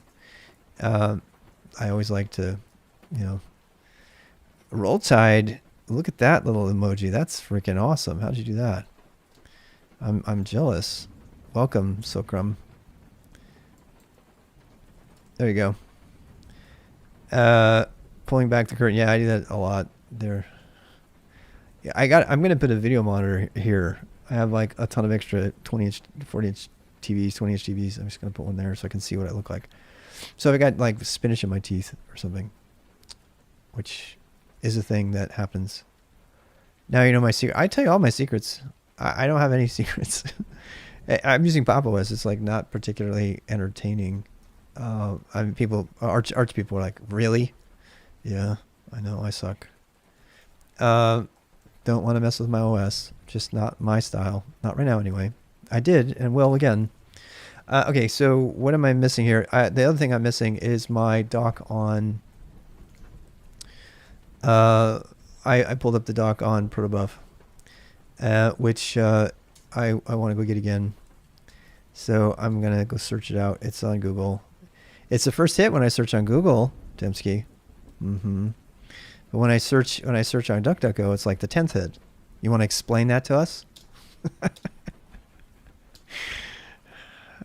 You know what I'm saying?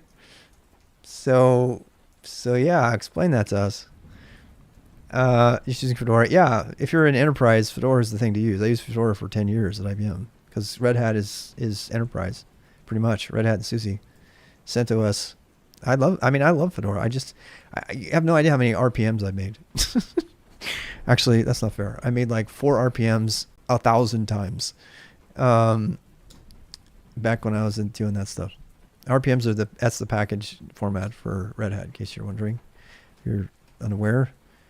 Like apt or Pacman or Deb or whatever that stuff. This is not the one that I wanted. I don't think anyway. No, this one has the Protocol 3 example on it. I think it is. No, this isn't. It's totally. I don't think I've ever seen that one. Oh wow, Microsoft's got a document on it too. Didn't know they did. I'm looking for the document I had before. I probably should have bookmarked it, which I didn't. And hey, should we search Google? You want to see what Google looks like? 2 question marks for Google. Look at that first hit. Except for somebody tell Google that their results suck. They suck for text-based browsers. We're people too. Very small amount of people. But we are people too. At least they support it. This is not these are not the droids I was looking for. Wait. Buffers, gRPC. I can't remember what the resource was. I used Debian for work too, really? The gRPC outlet? What is that?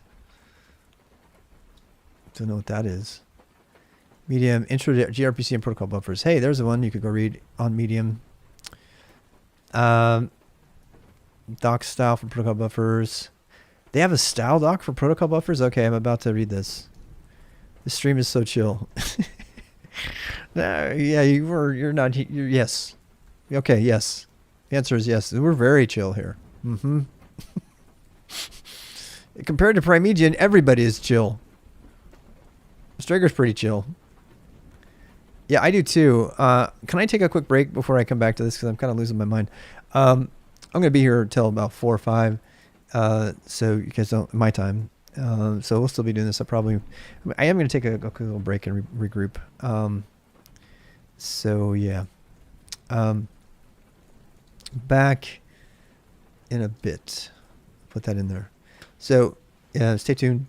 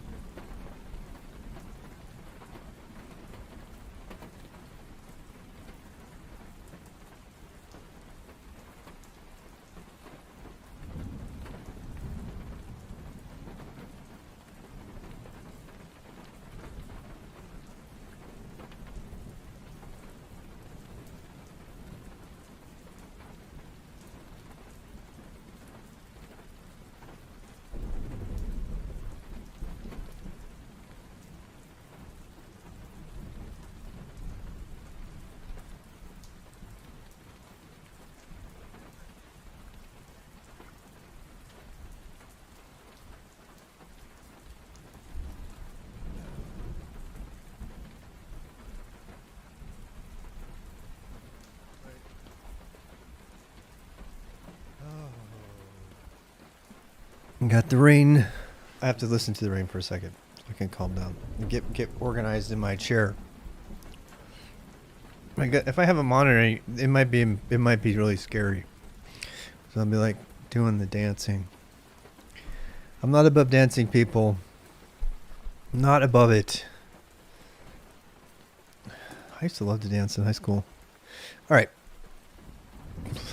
In college too. I like dancing, period. Yeah. We should dance more. Says Baz Luhrmann. Anybody know who Baz Luhrmann is? You guys don't know. I'm not going to tell you if you don't know. You just have to Google it.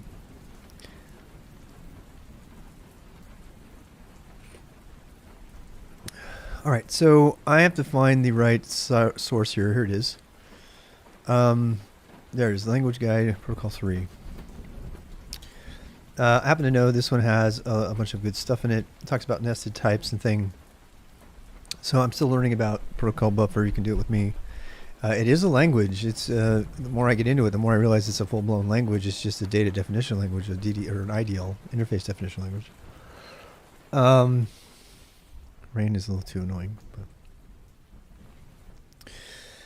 But so we're back at it. Over here, down here, I'm going to be compiling and stuff. Over here, we're going to start writing. And I'm just going to go one for a time down the schema list and do it. So as I said, I got something in my teeth, sorry. Let's go on, woolly mammoth. As I said, we're going to go ahead and abandon this ISO 8601.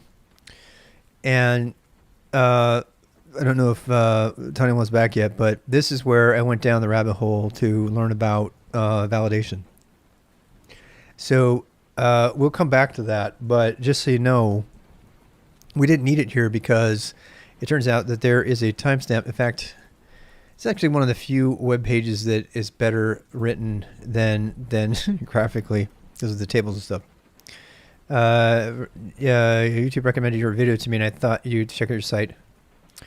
And I'm here not realizing what you are actually streaming now. Oh, well, I'm streaming Overengineering resume stuff in Protobuf. So I can't really talk about what that is. I've been talking about all night. It's just a way to communicate between microservices, which is a part of cloud native. These are all buzzwords that you can Google. Okay, so protocol buffers have been around for a while. They came from Google, blah, blah. But here are the JSON mappings of the language itself. I'm going to send you this. This is the definitive resource for this stuff. If you want to read about anything, the syntax of Protobuf, this is the thing you want to bookmark. So I didn't have a bookmark, so I had to go look for it. There you go. And it's in my notes, but whatever. How's it going, Kronos? Good to have you. Yeah, these are IDLs. And if you're old enough to remember things like Corba, and those good old IDLs, it's not that. It's not the IDL, right? How's it going, Bobs? But it is, it's akin to that. It is an interface definition language, but it also includes messages. So it's not just about the procedures. That, by the way, I just want to say, as somebody coming new to this, to gRPC, I was really happy to discover that gRPC was not just procedures. And I was kind of worried because that's what I remember from the old days. Everything had to be put in form of a procedure and not just sending messages around or events. And so when I discovered that Protobuf actually covers IDL and gRPC lets you send messages and events, what they call procedure types, I haven't got there yet, but that really made me happy because that meant that I didn't have to pretend everything was a procedure call. And that you kind of had to do that in the old days, if I remember right. It's one of the only trainings I went to in Milpitas for Corba in Java. Oh, God, what a bad memory. Milpitas is great. California was great, but the tech was just disastrously bad. So anyway, defining services. So services, you can define messages, you can define services. So this is the page. So go to the page and read it. Oh, you're interested in Cisco? No way. I'm a little jealous. Is it really like Silicon Valley talks about? So this is the definitive docs here, and so there's your message. You're talking about that. We're gonna skip past that. Ain't too bad. I'm there. What else we got? We got, so here's a message search we got. So you can embed messages, which I've done. You can do ranges and stuff. It tells you what the files end up like. Scalar value types. So I'm just trying to get to the next thing because I want to show you validation. So, and the reason that I don't have to do date validation. So, so in this one, and if you're using JSON schema, you have to, you can provide a pattern. It's a pattern type, a pattern, I guess, a constraint that goes with, I guess you call it a constraint. That's from database terms. That goes with your type that says this must be this, right? And this is a regular expression, of course. Long live Perl regular expressions, which is what they are. And that's all fine and everything, but that validation step is embedded inside of the schema definition. And I was concerned, so I went down a rabbit hole that Taiwan and others were not here for. And I just want to talk about that rabbit hole really quick with regard to validation. It was triggered by my desire to port this ISO 8601 type into the Protobuf schema format, whatever that would be. And that meant looking to see if at first I was kind of, disparaged and frustrated. I was like, I guess you can't do validation in Protobuf, but the fact of the matter is you shouldn't be doing validation there. That's not the place for it. And then I found a plugin which actually lets you add a .validate method to the generated code and has a syntax for adding it over here, which I'll show you in a second. But the reason I didn't have to specifically apply that to the ISO 8601 is because I discovered as I was looking through all the types here that there's already a type. There's a ISO is a 3331, I want to say, is the date, is the new popular universal date format. And if you go far enough down in these types, you'll see it down here. You'll see it's, I have to go way down. It's a bunch of stuff with one-off that I want to really ask about later. So I'm kind of, and maps, we're going to get to maps too. You can actually have a map. This is amazing. I gotta shut up. Okay. Backwards compatibility is really cool. You suggested that. Yeah, when I saw maps, I was like, oh, what do you mean? You're going to stuff maps into an array kind of thing. But yeah, you can do it. So, and this is an important section. This is, if you want to jump to it, there's a whole section on the JSON equivalence, which I found super interesting. And including, for bytes, that base 64 and all that. This is, I find fascinating too, that any type, it actually will define a type with an @ sign in the front, and then you can make up any time you want. So there's actually this open-endedness, but this is the one that stopped me from adding the validator to the ISO timestamp from JSON schema that had been defined for resume schema. So long story short, I don't need it. And I put, as long as I do it as a timestamp. And so I haven't even hit that one yet, the things that use that type. But when I do, I can go ahead and just set it as a timestamp type instead of as the other stuff. Yeah, it's like super cool. I mean, it's cool. I would never have guessed I was going to be this enamored with this. I going into it.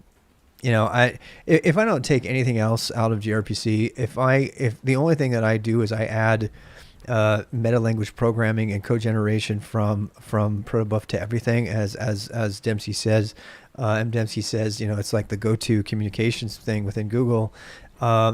When I start a project, I'm going to start the projects by writing Protobuf, because that's going to help me define my things and my actions, and then I'll go ahead and implement it, whether or not I'm ever even going to use gRPC. And by the way, you can use gRPC between two commands running and then communicate over stud in, stud out. And so you can leverage that same kind of architecture that Protobuf uses itself to create plugins, and that HashiCorp has very famously used for years in all of its products to have modularity. And so even if you never use gRPC to communicate between microservices, using Protobufs to communicate between processes even on the same computer is freaking amazing. And I can't overstate that. I am just really, really enamored with it and super happy I found it. And it's so much so I was like looking for the creators, because I was like wanting to give them credit and like bow down to them kind of thing, because I just really think it's awesome. they've accounted for longevity of the thing. Tony Watt brought that up at the beginning of the stream, and we'll come back to that. Okay, so there's a timestamp. That's all. If you want it, the TLDR on that is there's a timestamp type. Okay, so I don't need to mess with that one. Here is properties. This I don't like that they actually had. This is at the top level. Something I'm probably going to have to count on is it does say additional properties is false, so that's good. That's good to know. So you can't have additional properties. Definitions, so we don't need that type. Okay, so properties. Well, what is properties? We have multiple properties here. So schema is a property we can skip. Basics is an overall property which translates into a message type. We did that. We made an object, and I ranted about the term object. I hate that people call maps objects in JSON. It's one of my biggest complaints about JavaScript. And let's see, I think we got them all. So we got basics, and then we have all the labels. So name, label, image. Image is an URL. And so this was interesting. So here's an opportunity for a constraint that we could add. I tend to write too many constraints, so I got to watch out for that. And this annoyed me. And Tony Watt, since you're here, if you're still here, this is something I have a question about, because I was like, what if I have a type that it's just a type of one? I feel like I'm really repeating myself here, right? So I have this URL, which is a URL, which is a URL, right? And so an image is a type of URL, and it has a URL, even if it's only got one. So they talk about composition having more than one, attribute, I guess, or field within a given message type. And I have this one of one, and I don't know, it feels kind of weird to me. Maybe I'm doing something wrong. I don't know. But what does that translate to into this? So let's keep looking at this. I don't want to get lost in this. So the URL, where is the URL? We're going to go find the URL. So URL is defined as a pointer. This is all built for me automatically. And there's my good old Vimgo telling me where it's defined. Type URL is a struct. You don't make it, you could just flatten it. You think I could just make it a string? Well, I thought about that too. But actually I was looking for the URL type and there isn't one. So and that's fine. That's fine. So it can just be a string. I am going to use URL someplace else. So I figured I'd just make it a type. And then maybe put some structs on that translate the URL into the Golang version of the URL. So I don't know if that's good design or not, but I'm going to go ahead and do that. It does say it's just a string, so I could have just left it in basics as a string and it would have been just fine. Truth is, that would be, well, I probably should do that actually. Because if I leave it as a string, it'll be more a one-to-one comparison. The people who do JSON recently are going to be pissed because I'm like changing their spec a little bit. I don't want to change it too much. Not interchangeable because their object is got so many other definitions. Socrates would have eaten him alive for that. That's why. What is an object? To a JavaScript person, it has a very specific meaning. To everyone else in the tech industry, you tell them this is an object. Yeah, well, you have an object. What do you mean? A dictionary, a map, a hash, an associative array. Maps and associative arrays. Python gets to win. They win here. Python just called it a dictionary, which it is. And it's a dictionary type. It's a collection of dictionary type. That particular term has been so blown up that you can't get anybody to lock it down. And map is what Go uses. That's what Skinner calls it in his book. What does he call it? Does he call it a dictionary? I like dictionary because it's got more of a common folksy idea. Dictionary types, yeah. I think I like that. I like dictionary and I like list. Those are very real worldy kind of names, and I'm the kind of guy who obsesses about names, so I like those better. You tell somebody it's an object, and they think, oh yeah, so you have to look up the object entry that has the name whatever, and they're like, what are you talking about? You're talking about a class-based object. The only reason JavaScript named it objects is because it happens to be that a map in JavaScript is also an object, and use context totally matters. And that's why I think object JSON is built into the JSON name. JavaScript object notation. Yeah, it's just that just really triggers me because it's a horrible name. I'm a language guy, and and that's so non-precise. It just makes me nuts. Okay. Well, I got rid of the URL thing and I put it back to image thing. So let's keep going down through here and we'll keep running into it. This is going to be pretty easy because we don't have any fancy things to do here. It's going to be mostly strings. So we have an email, and there's something, there's a specific and executive object-oriented programming, but the term has been diluted. Yes, very true. And yeah, an object is an instance of a class in class-based programming. But in true original OOP, there's no classes involved, so it's a very confusing term. The fact that they would pick it just makes me mad. All right, so full name, I could do Rob. So this is what I want. Tony, I put it on my wish list. Does anybody know if there is an AST based parser for Protobuf? So that we can make a proper Vim plugin that will automatically line up all my comments, like Vimgo does. You can't do that unless you have syntactical knowledge of the entire thing. If you try to do that with just a bunch of regexes in a Vim RC, it won't work, or a plugin, a syntax plugin. So I've been curious about this. I have a feeling. So I'm actually I'm going to be writing a lot of Protobuf. I can already tell, and I'm annoyed by this, that I have to do this thing with the comments. However, I'm okay with it if I could not find anything, at least not in the Vim front. There's probably something, but it's probably not a Vim plugin for it. The Vim, this stuff you're looking at is all built into the default Vim. And I was surprised how much syntax highlighting is built into a lot of things. With an at serviette. No, but we should get an at so everyone else. No, we just barely have messages. That's coming. That's definitely coming at some point. I don't even know what to put here. So I'm just going to go ahead and skip this for now. I don't want to waste your time.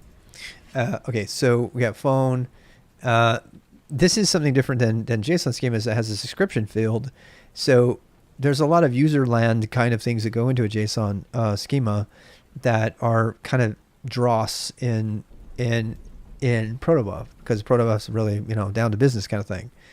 And it doesn't think validation should be in here. So yeah. Now I could provide validation. I kind of want to try this.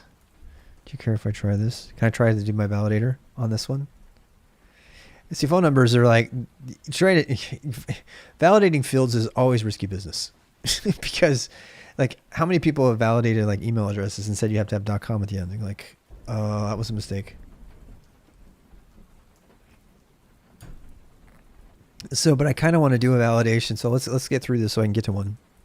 The validations are so I can show you how the plugin works with validation, which is not something I think that's even mainstream knowledge, even within the gRPC world. I'm sensing that's the case. I don't know.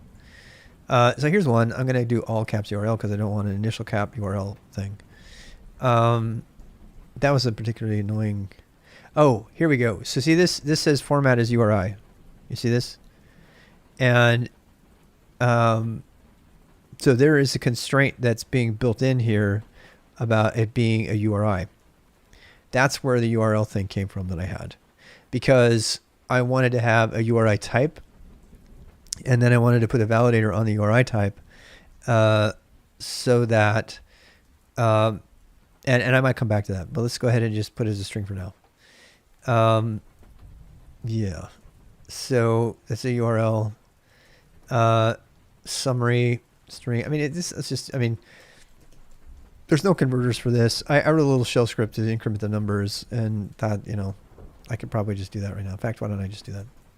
So, I think I still have it. So summary, okay, location is its own thing. So we're good to go on all this. So we have location, and that has an address. So an address is a subtype. So I'm going to break that out into its own thing. I don't know if this is an anti-pattern. Somebody tell me if it is. But I like breaking my structs down and composing things. It just makes it easier to understand. This is how I would be writing Go or JSON or anything. I wouldn't be writing some big massive thing. Okay, so address is a type. So at this point I can do address. And there's no name conflicts here, right, Taniwa? We're going to find out. So,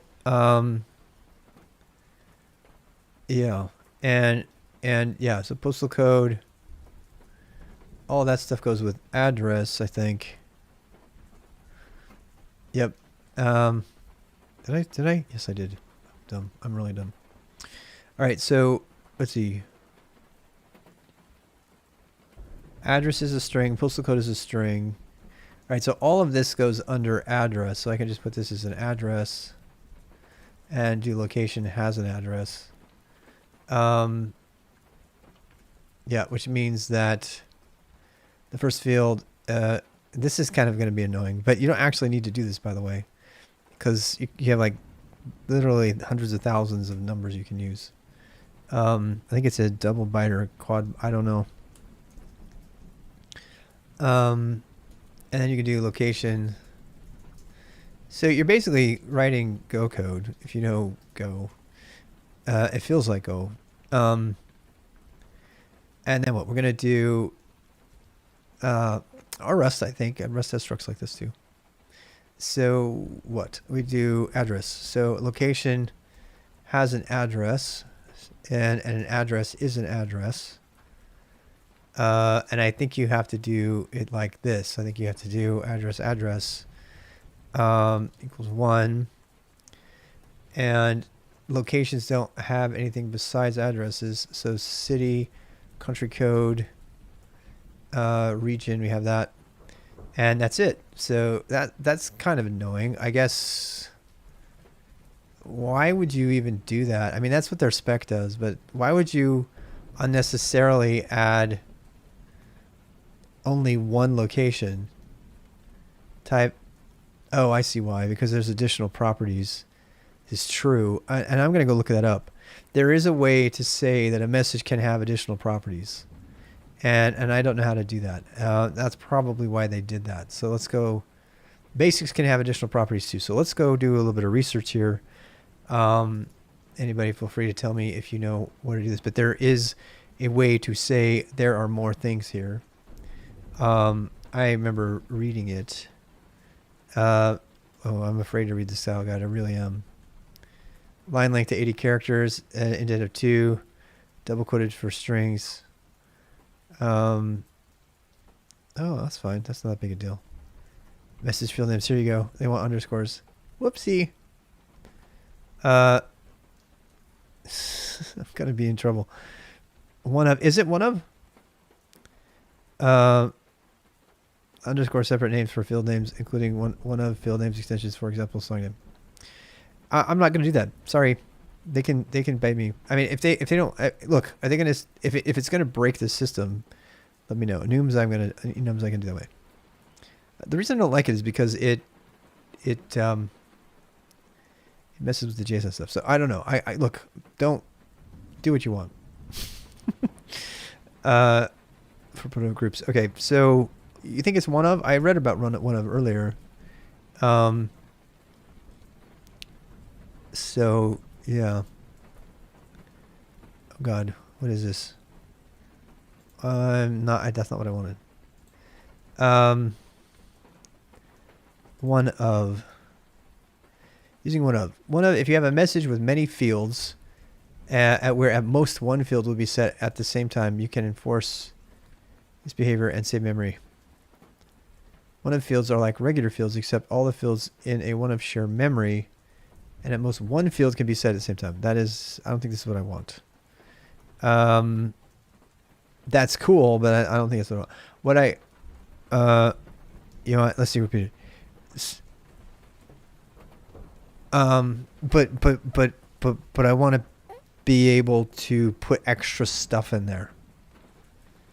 Is that possible? So I imagine there's probably some research on this I can find. And I'm gonna go search.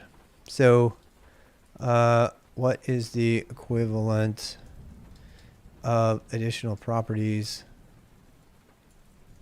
from JSON schema and Protobuf IDL gRPC?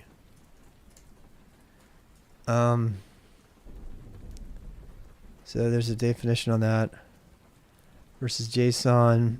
Maybe there's something here forbidden. Why is it forbidden? Why are you forbidden?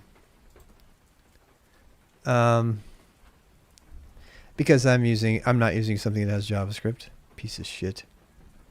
I'm so tired of websites like that.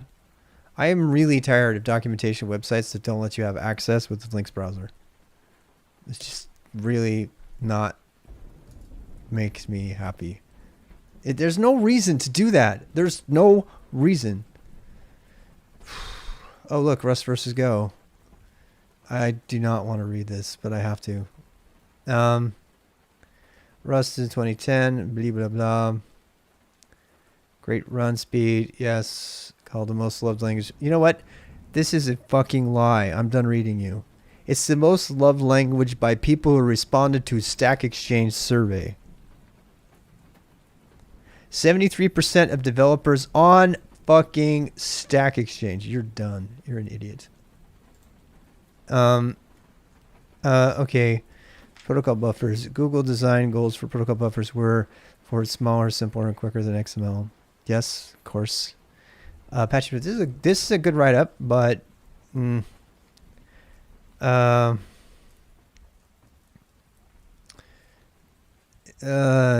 This is not giving me new information.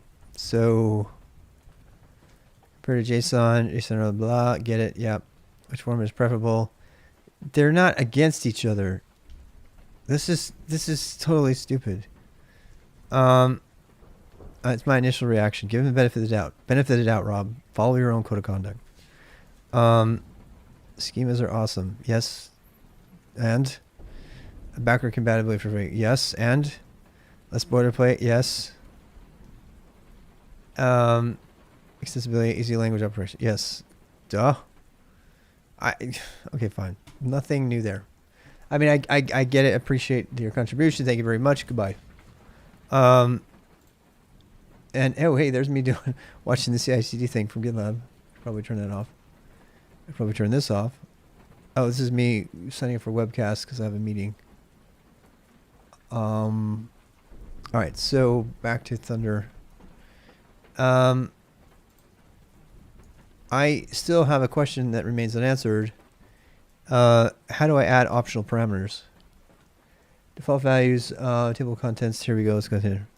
Important definition, nested data types, updating a message type, unknown fields. I'm not thinking it does it. I don't think it's possible at this current moment in time. I'm thinking it doesn't allow it.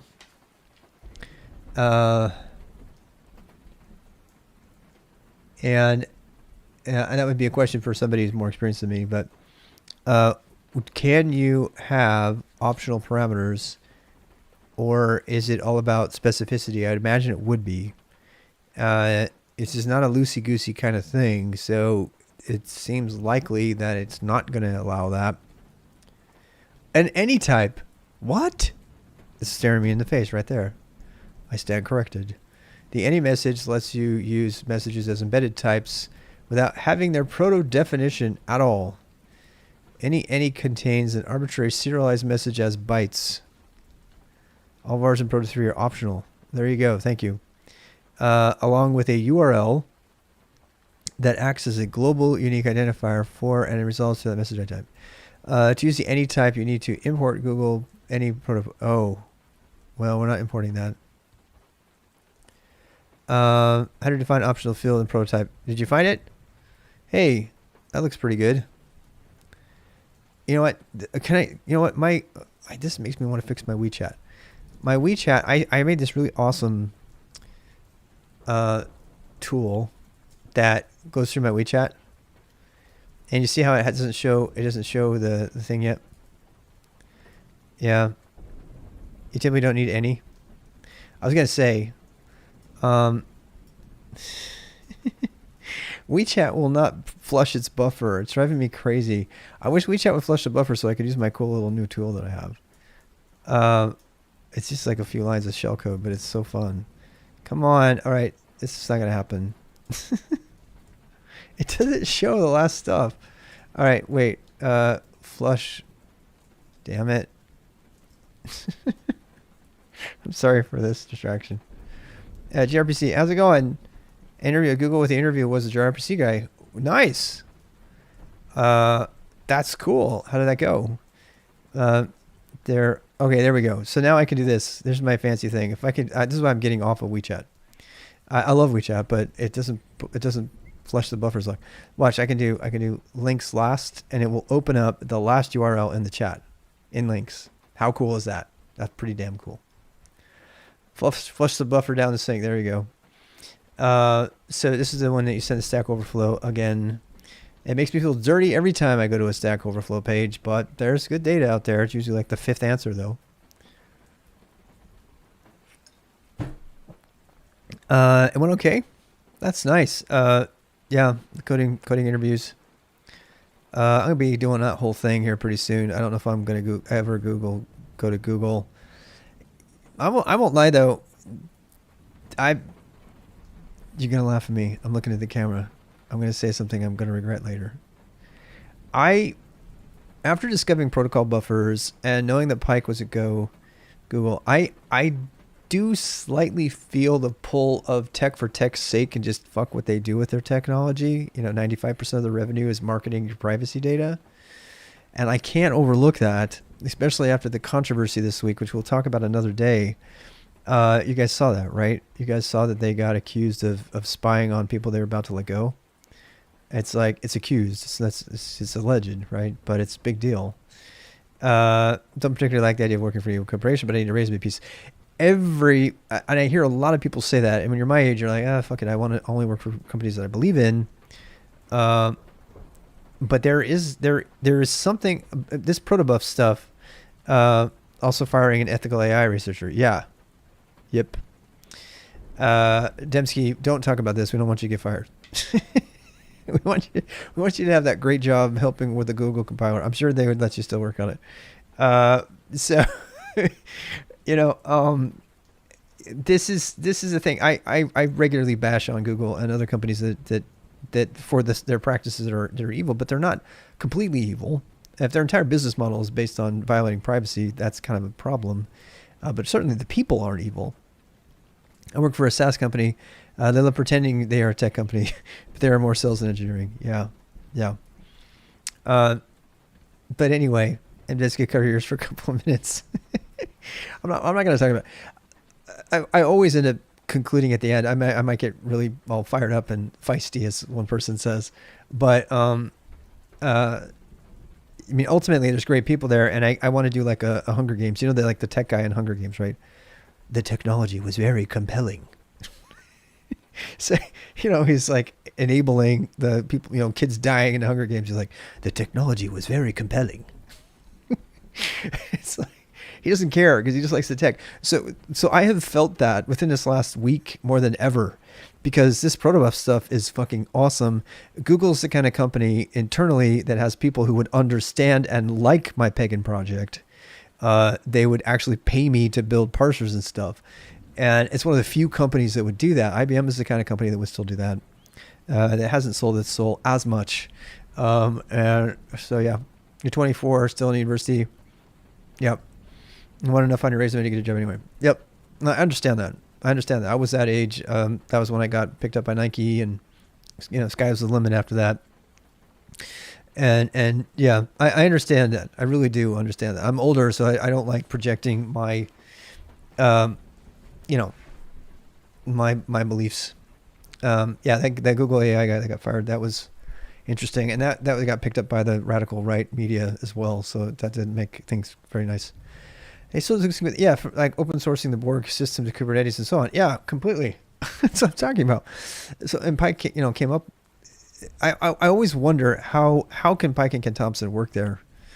And this is a sidetrack. I don't want to go down this sidetrack. My quick theory on that is that, frankly, they come from kind of the boomer generation, which is they'll go to like Woodstock and then they'll grow up and be lawyers, and they don't. It's they're kind of dichotomous, not through no fault of their own. They're just the way the generation turned out to be, and so they're able to like disassociate from the evil the company is doing, if it means that they can write this awesome compiler for a language that doesn't exist yet, and so they're pulling that. The technology was very compelling. That I love that guy. No idea what Protobuf is. Can I get a quick intro? I prefer not. I've done like 3 already tonight. Protobuf is a way to communicate between microservices, and microservices are what clouds run on these days, including for businesses and stuff in Amazon as well as internally.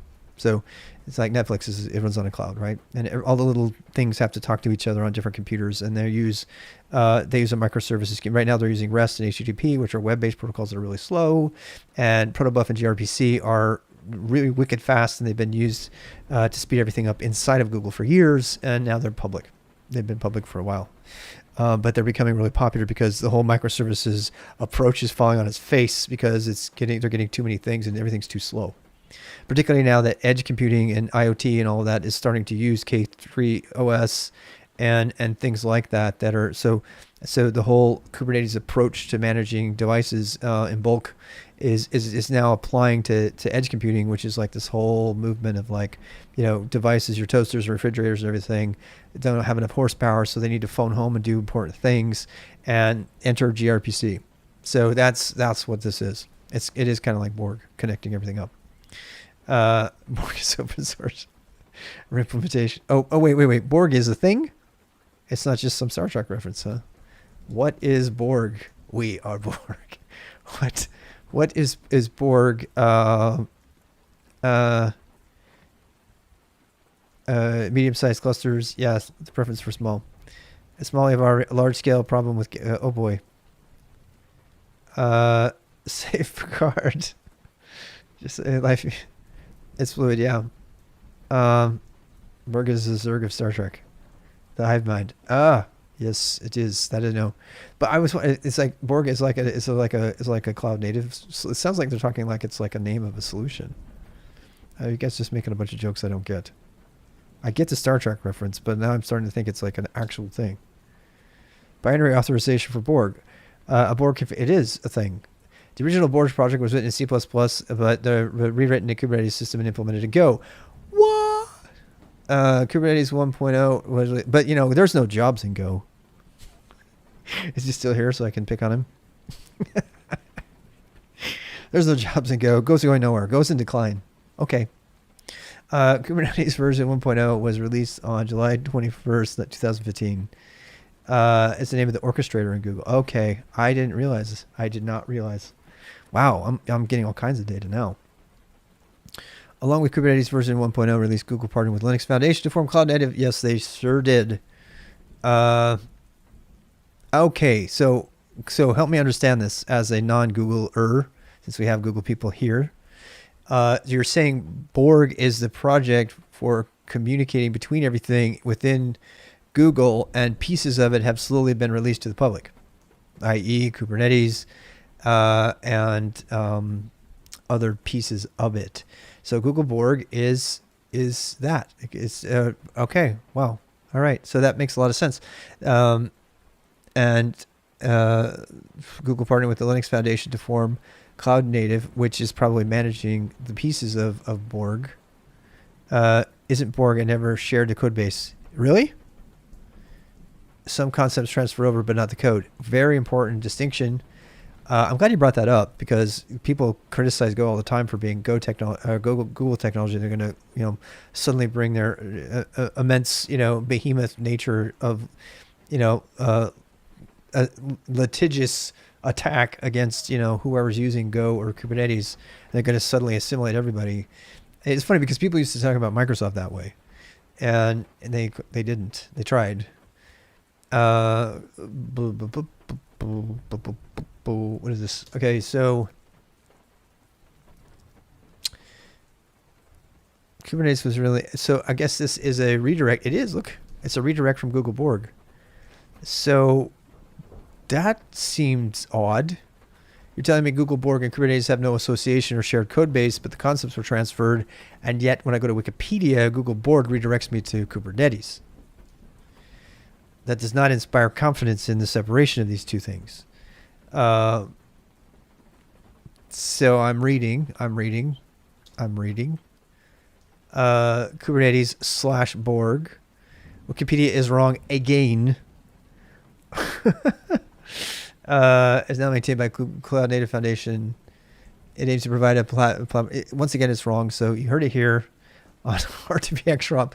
Wikipedia is sometimes wrong. It aims to provide a platform for automating deployment, scaling, and operations of application container clusters across hosts. That's what Kubernetes is, in case you didn't know. Mac, this is the point where Mac would do his thing. Mac has a macro. No surprise there. Very onomatopoeic. But he always would say, "Mr. Rob, you are wrong." Just every once in a while it pulls up. It works with a range of container tools that originally launched with Docker support and has since been deprecated. This is very confusing to someone who's coming out who finds this through Kubernetes. This is crazy. Did I not read it right? It does have one. All right, so this is Kubernetes commonly cited. This is a bad page then. Why that one redirected? Yeah, I don't know. Interesting. So probably because I'm using links. It's probably my own fault, right? User error. Platform providing server. Many vendors will provide branded Kubernetes distributions. It works with a range of container clusters launched with Docker.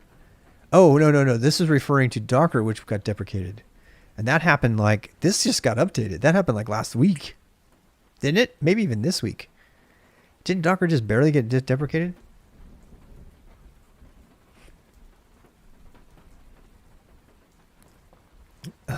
There we go, Woody. Thank you for that. Pub public data, PDF, blah, blah, blah. I'm a little afraid to open that. Am I going to get sued? This paper has info. You're not suing. It's on Google storage, so. Yeah.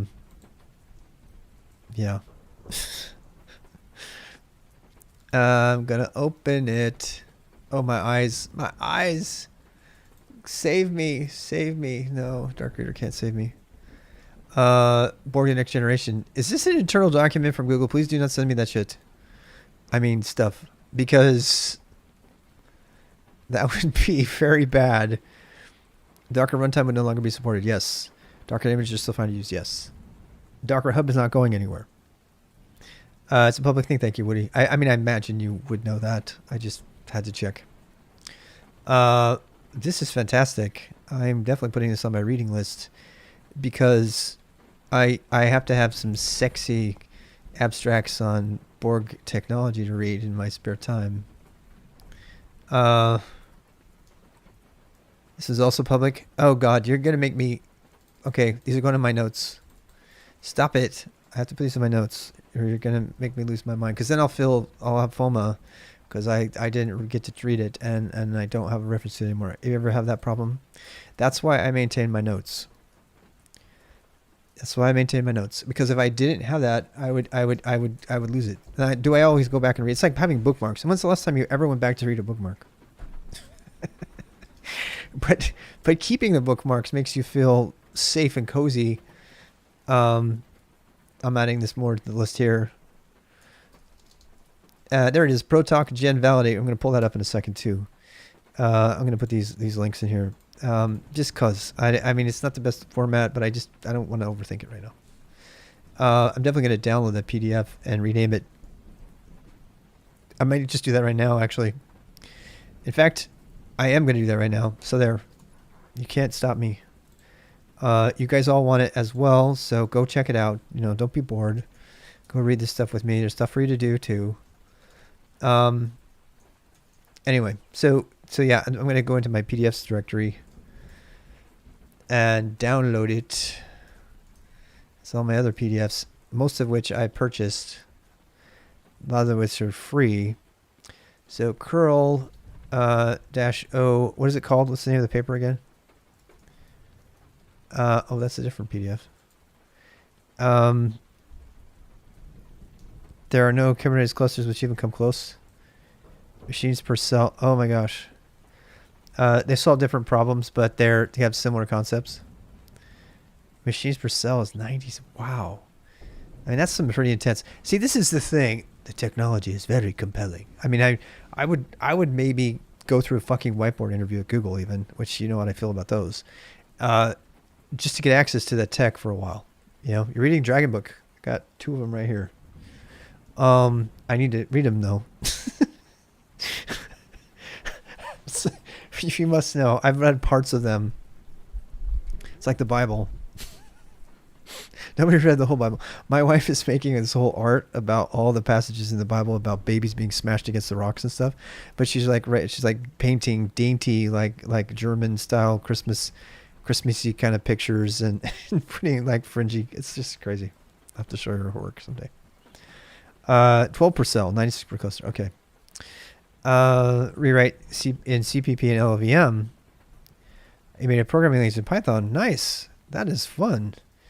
That's a fun LLVM project. That's the kind of thing I could really get behind. You have to tell me about that, Woody. Yeah, you guys have to tell me about that. When you launch that, please make sure you show it with us. I'd love to do a show and tell with that. Yeah, and I mean that's super cool. I really want to reward people who do that kind of thing. If I am Harry, Woody's my brother. Okay, Harry. Seriously, when you're ready to show that off again a little bit, if you want to show us, I would really love to see that. I'm really obsessed with language, with creating languages myself, so yeah. Oh, you got a link for us? Yep, I'm gonna open it. So yeah, thanks for stopping by. It's the first time I remember seeing you from the thing. The programming language, the Nepali Romanized syntax written in Python. Super interesting. It's compiler ancestry. It really is. It is really, really old. And I need to go through that. I keep reading just the parsing stuff. Yeah. Yeah, I'm gonna bookmark this. Thanks for sharing that. Okay, back to what we're doing. We got Borg here. Oh, this is the paper I'm trying to pull down, and then we can move back on to Protobuf. Borg, the Next Generation, is the name of this paper.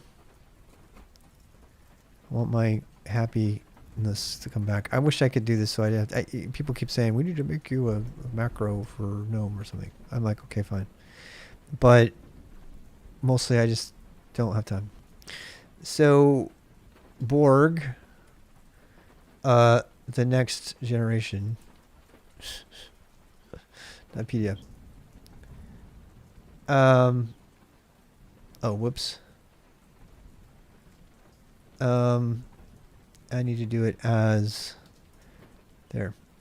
And now I can do this. PDF Borg tab. See that completion? Isn't completion wonderful? Tab completion is wonderful. Check it. PDF Borg tab. What? Enter. There we go. Now I have the paper. Now I feel safe because I have it to go read. This is phenomenal. Phenomenal. Book. Yeah, the book though only. I hate the movie. Parzival, inspired by the Ready Player One. Yeah, it's a pretty decent movie. Maybe I'll have to go watch that tonight. It's a good thing to watch. I wish I could watch it on stream. What's that? You got something else to show? In my repo, as I meant, what did you send me the wrong one? What are we looking at now? I mean, I have no problem. I like having people have a place to come show off their stuff.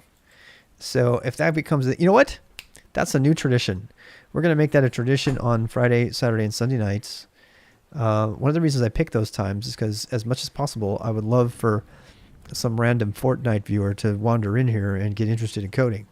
And if we can do that by having people show, you know, this kind of stuff, I'm all about that. So I'm happy to take a divergence to see what people are working on and what they're experimenting with. And particularly because we're going to make Fridays from my time, midnight to 4 a.m., Friday, Saturday, and Sunday will be just for beginners. And we're going to be doing beginner boosts. I announced that at the beginning of this stream. We're going to start those back up sometime. I need probably a week to get the schedule up. But after that, we're going to go ahead and do that. And even if and when I get, full-time employment again to get the insurance. So he's writing a transparent, took my language and produced valid Lua. Nice. Have it completed. Yeah, and Lua is a fun little language. I got to admit, it kind of grows on you. At first, it's just a big old map. Everything's just a map. And, if you're doing any modding, that's why Lua comes in, right? Everything is a mod. Skyrim comes to mind, right? Got really popular in the World of Warcraft days. Super cool. I mean, I'll have to... You actually wrote a make file? How dare you? No. You're still using Yak? Do you actually use Lex and Yak? You definitely were working with the book. Nobody chooses to use Lex and Yak these days. Unless they're doing it for a project. If you want to pull in young versions and make them stream titles, like, let's go. Yeah, Stitch is probably true. Shave a bison, exactly.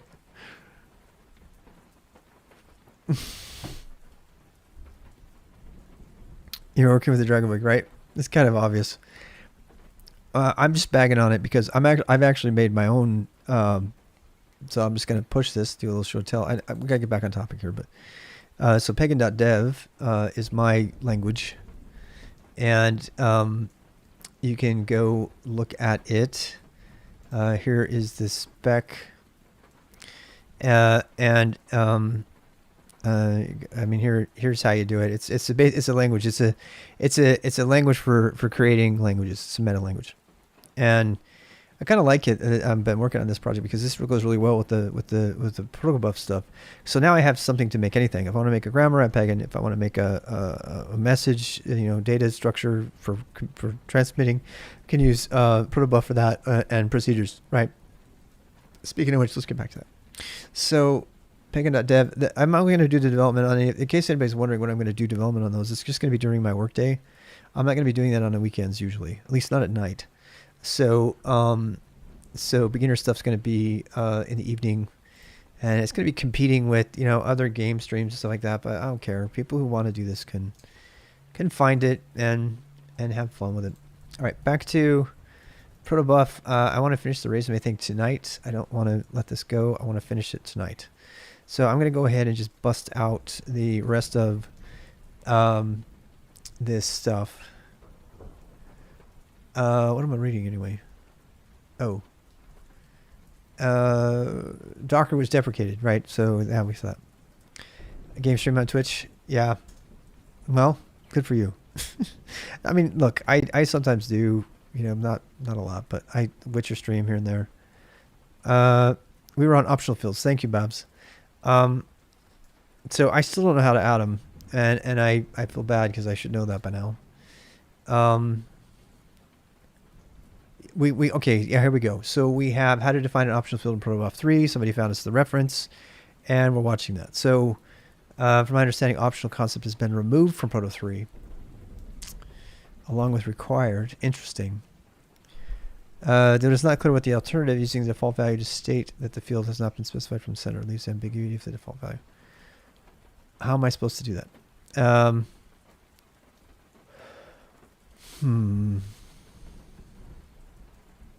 You can't have an empty thing, can you? Look at this stuff right here. Tell me why I think this is blasphemy.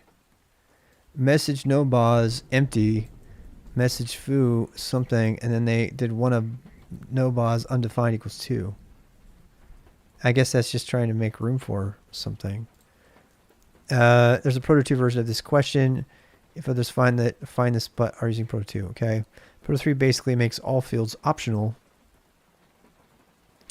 However, for scalars, they made it possible to distinguish them between field not set and field set, but to default value. If you wrap your scalar in a singleton of one of, so it is one of. Who was saying that? All right, that's great. That's funny. Yep, I actually used the term one of in the code I was writing for the parser, for the Pagan parser. So if you use one of message blah, one of blah, then you can check again whether or not foo is actually set or not. So that makes it optional. For Python, at least, you can operate directly on foo as if it wasn't inside of a one of, and you can ask has field. Interesting. Maybe you could change the accepted answer since this is nice. So that makes it an optional field, but that doesn't mean that. I mean, what if? I guess you could have an optional map, right? I wonder if that's it. I bet that's it. I bet. What if you did a one of map type? And then that could be. No, but that would be a separate type that would have to have a name. So what we're trying to think, maps can be optional, but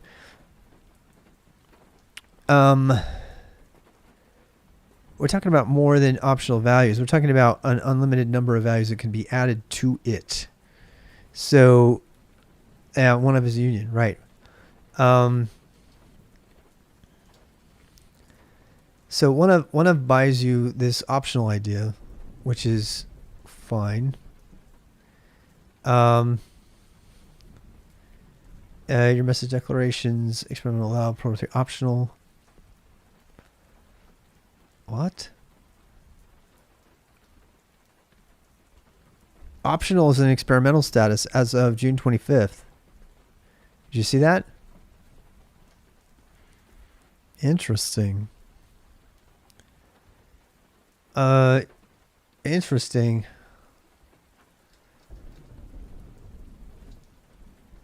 Background field presence is a notion of whether a protobuf field has a value. Two different manifestations of protobuf: no presence, explicit presence, with the optional label, passing the protalk. Experimental feature in 3.12. Which one am I using?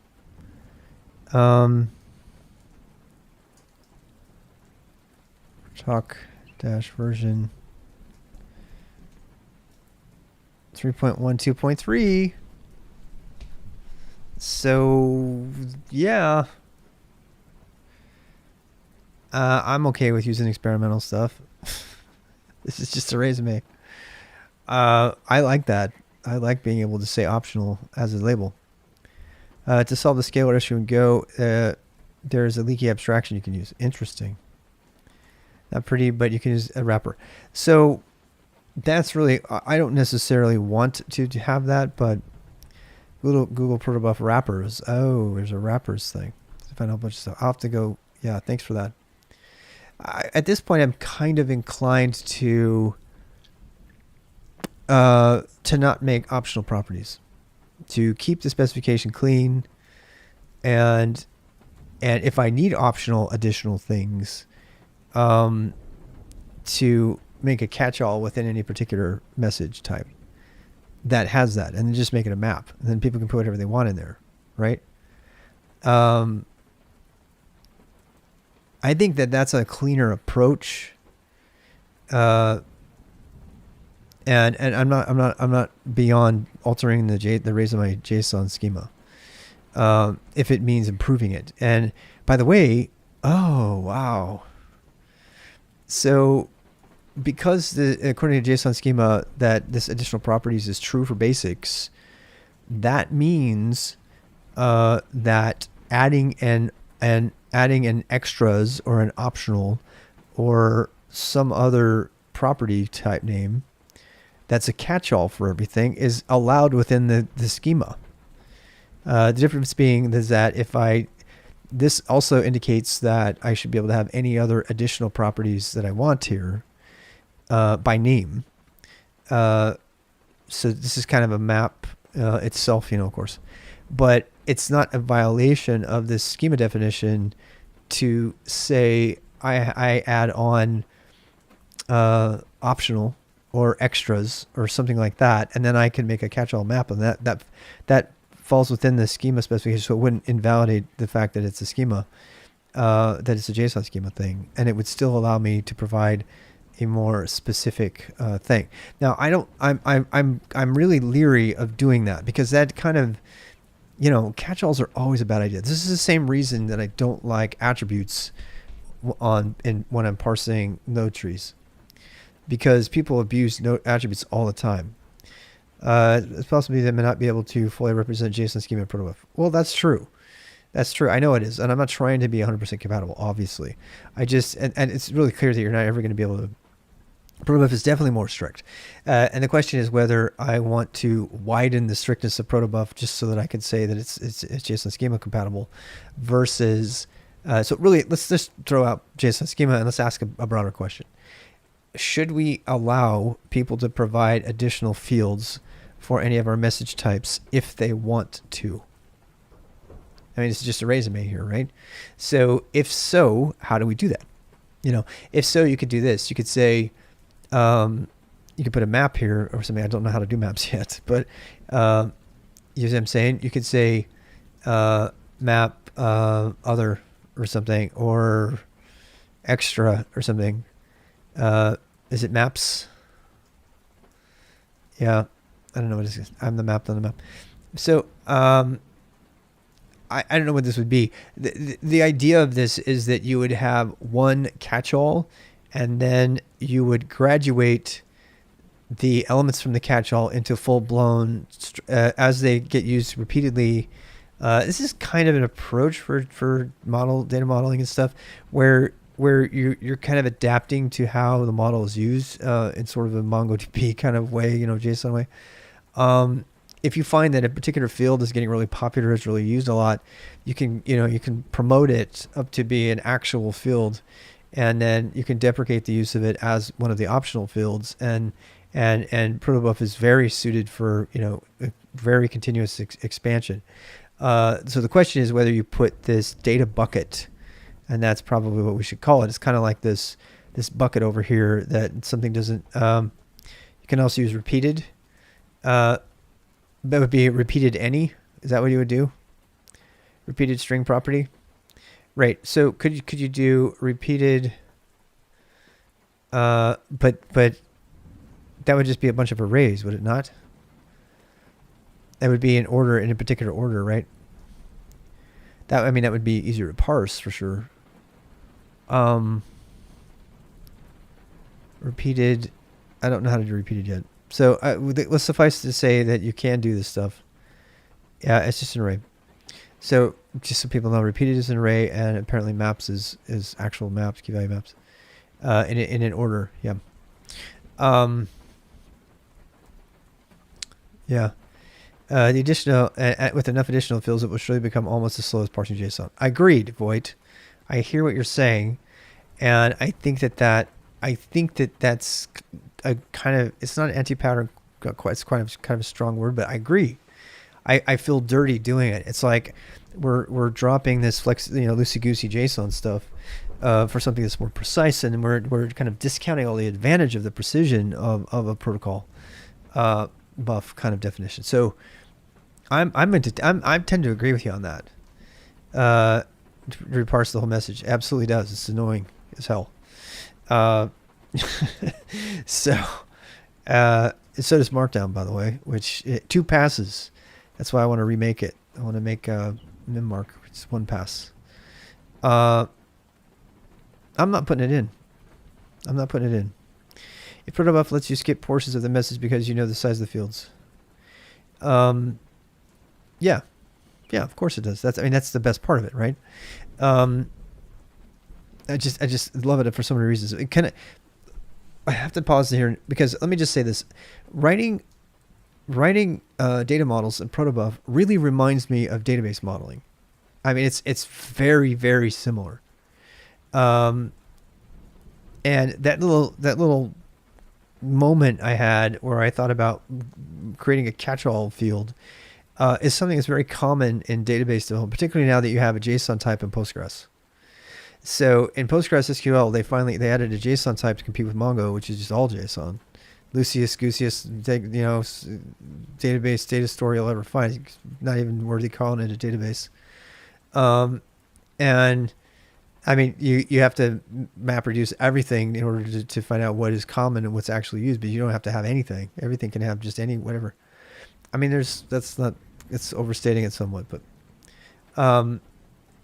so it's common practice. We used to have what we call the tags field, and that was just kind of a field that it was just common to limited tags, and we would put stuff in there in order to identify it because it didn't really fit the schema. It's a big freaking deal to add a row, a column in a database. That's a big deal.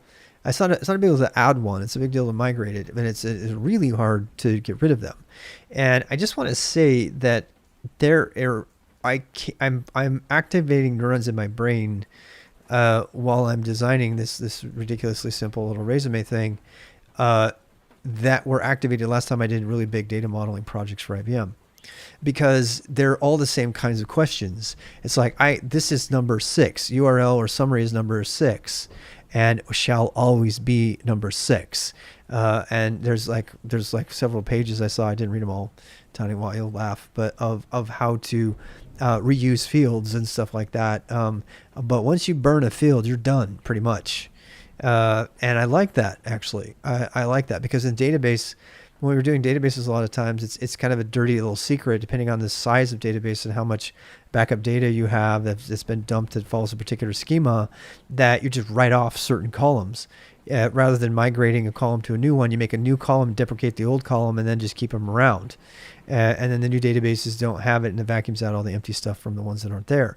And that's a much easier, you waste space on that, unfortunately, because that you've allocated the space for that column, guaranteed. And if it's not varchar or something, you can have a problem.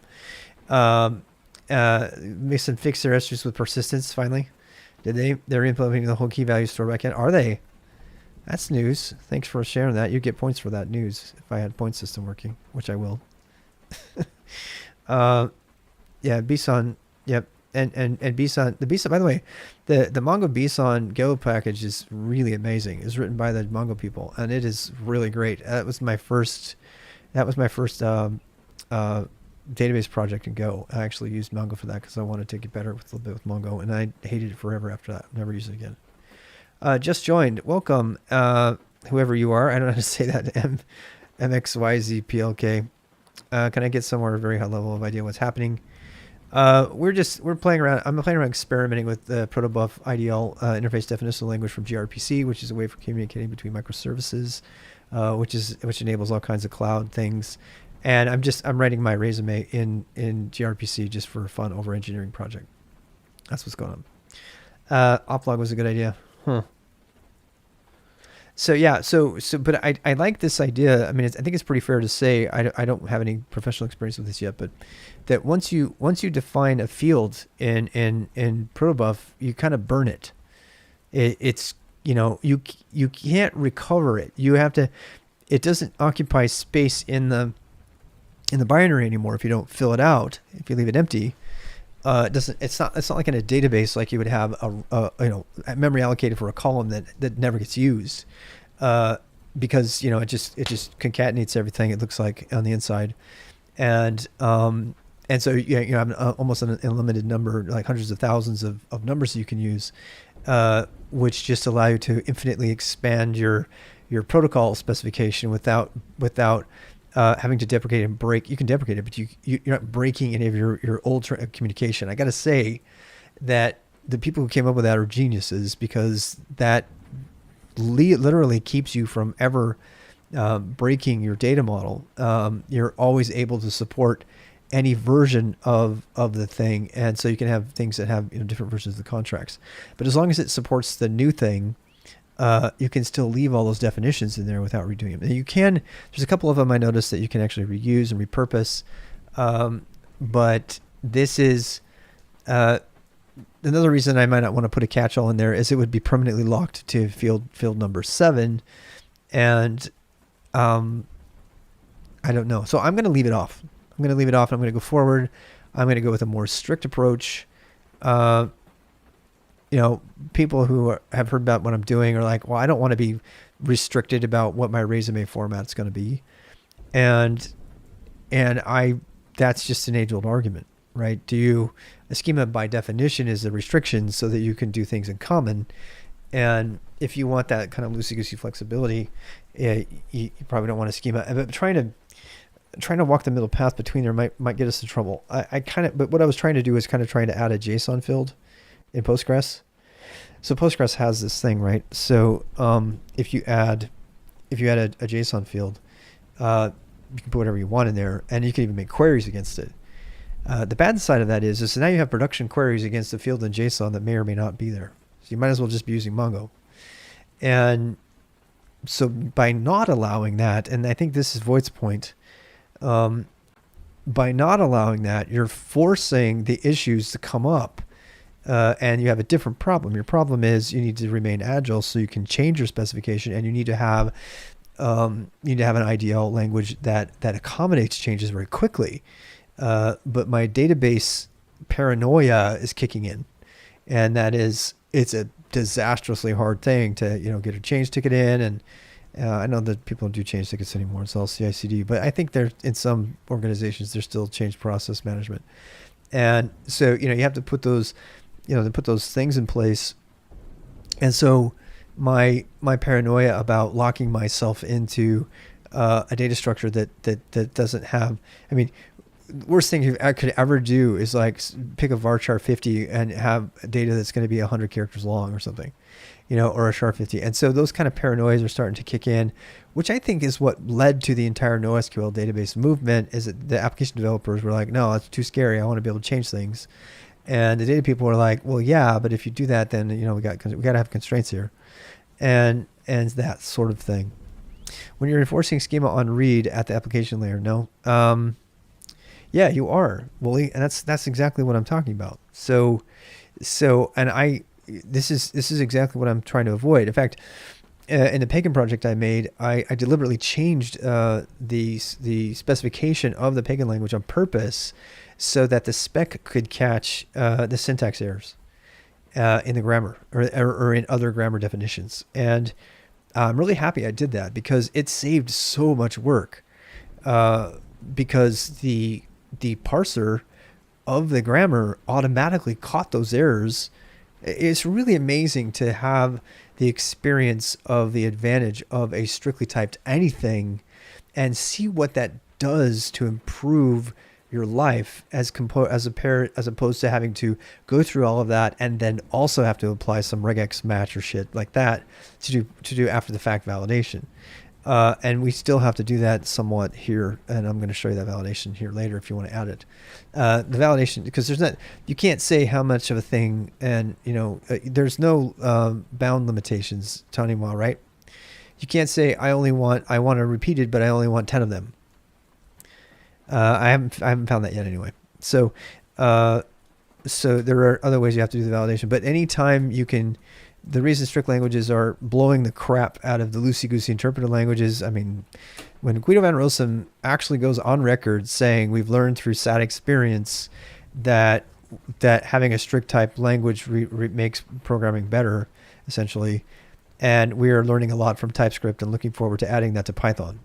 When you have Guido van Rossum saying, the father of Python, say that in today, and you have everybody flocking like crazy off of loosey-goosey languages towards strictly typed languages. The point has already been made in the industry that we want strict typing, which means stop putting catch-alls like I was about to do. So I'm thinking out loud here, and I'm deciding to have the courage to make a strict schema out of this where it was a little bit looser before, and that takes a lot of convincing for me, because in the database world, it's a little bit harder to make that adjustment if you get it wrong.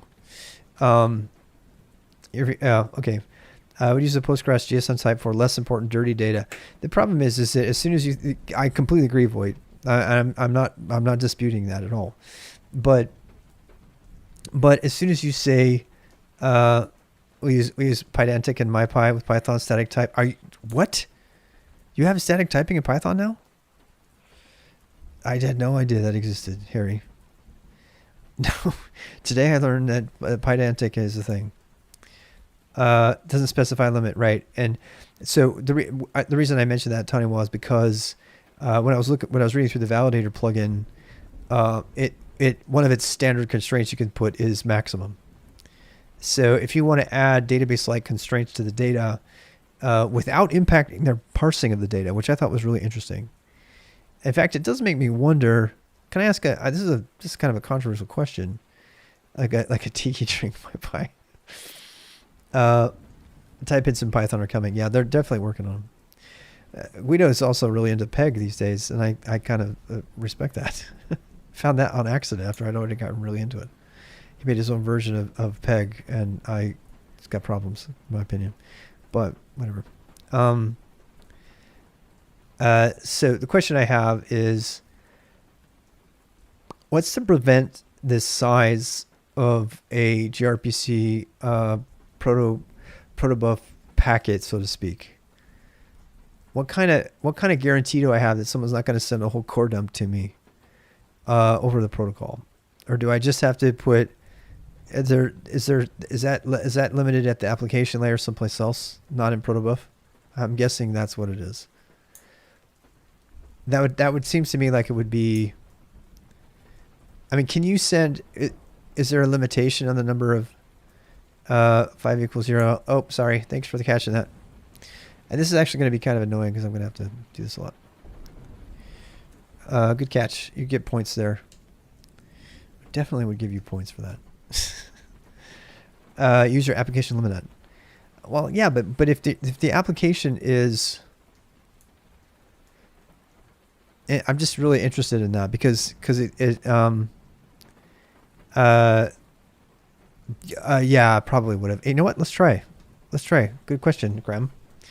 Let's try it. Your phone number. I'm going to try this bug on purpose. I think that's a great suggestion. Let's try that real quick since we're learning here. Oh wait.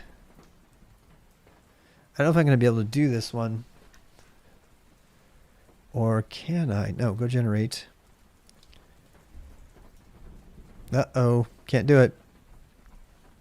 That's an interesting error though. It's one of those weird errors. It's got really bad error messages. So that is the error. So the answer is no, you can't do that. But it gives you a really cryptic word. Wait, maybe I have some other error there. Oh, that's on 25. What? Uh-oh. Okay, so that wasn't a proper test. Okay, now let's do a test. Nope. And now I'm more satisfied. It's a better error message. That's a very hefty error message. I like it. Okay, so that's nice. Thank you for having us check that out. Yeah, I only got an hour left here, but God, it feels like afternoon to me, you know. It's this light. This light it just totally fucks with my time.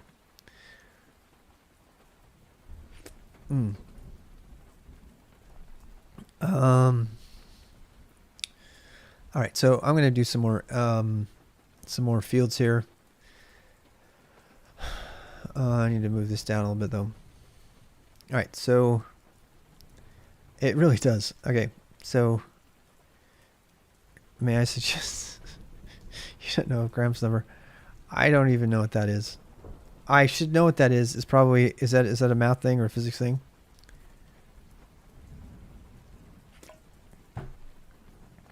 I'm not ashamed of my ignorance on the matter. It is math. Yeah.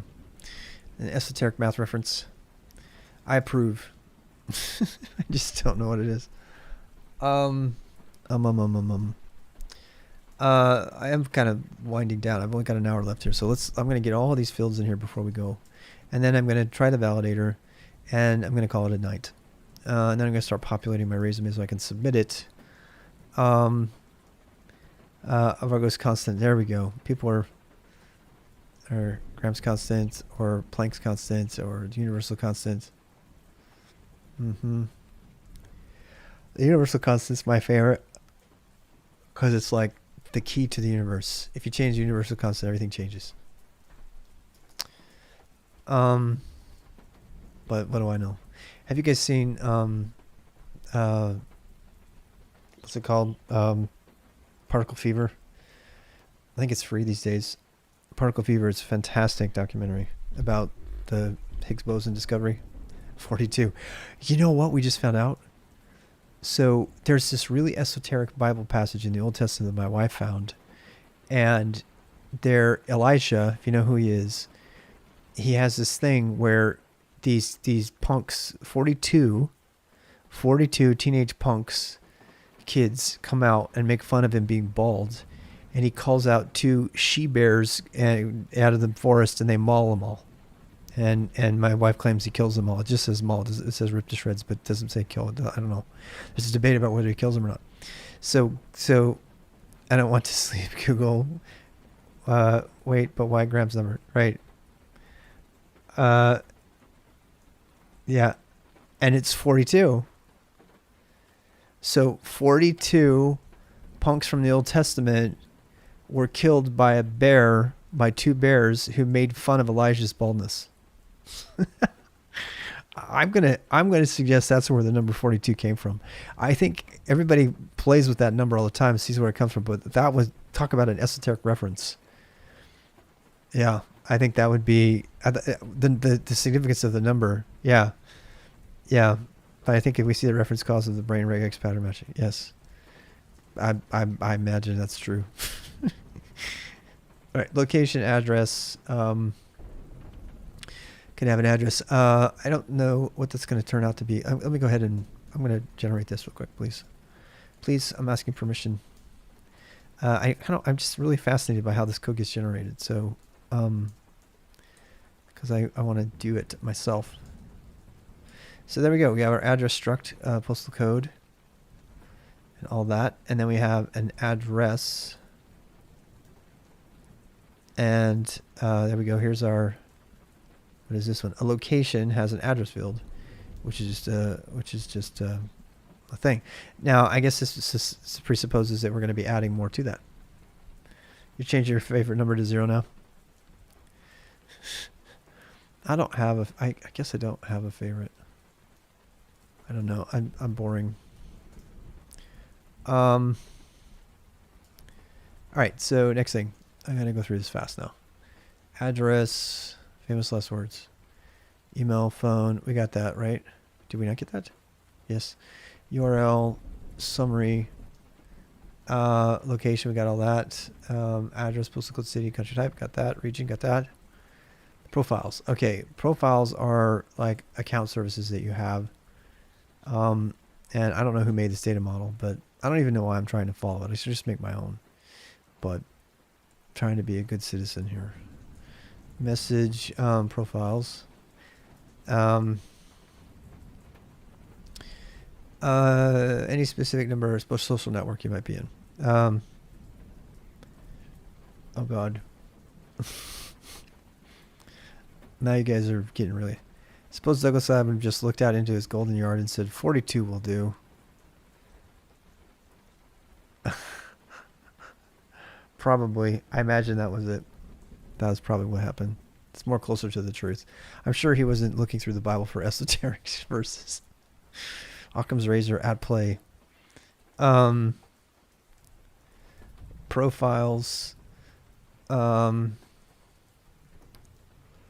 Type array. So that's repeated, right? So that is a repeated thing of... Why would you put items in there? You dummies. Oh my God. People, can we have permission to not use this schema, please? I don't want multiple items in the profiles list. Why don't you actually list the profiles? Is rather anemic. My address message. I know it is. Which one? This one here? Yeah. I realize it's anemic, but this, okay. All right. Wait, sounds like you agree with me. Maybe it's time for us to drop this effort to try to make my version of Proton resume schema match this anemic version of this schema here, just so they can have dots in the thing. I mean, that's the only reason they did it. The only reason that exists is because that's how they did it. And this is an established standard-ish kind of thing out there, but it's not really got wide adoption, but it has enough adoption.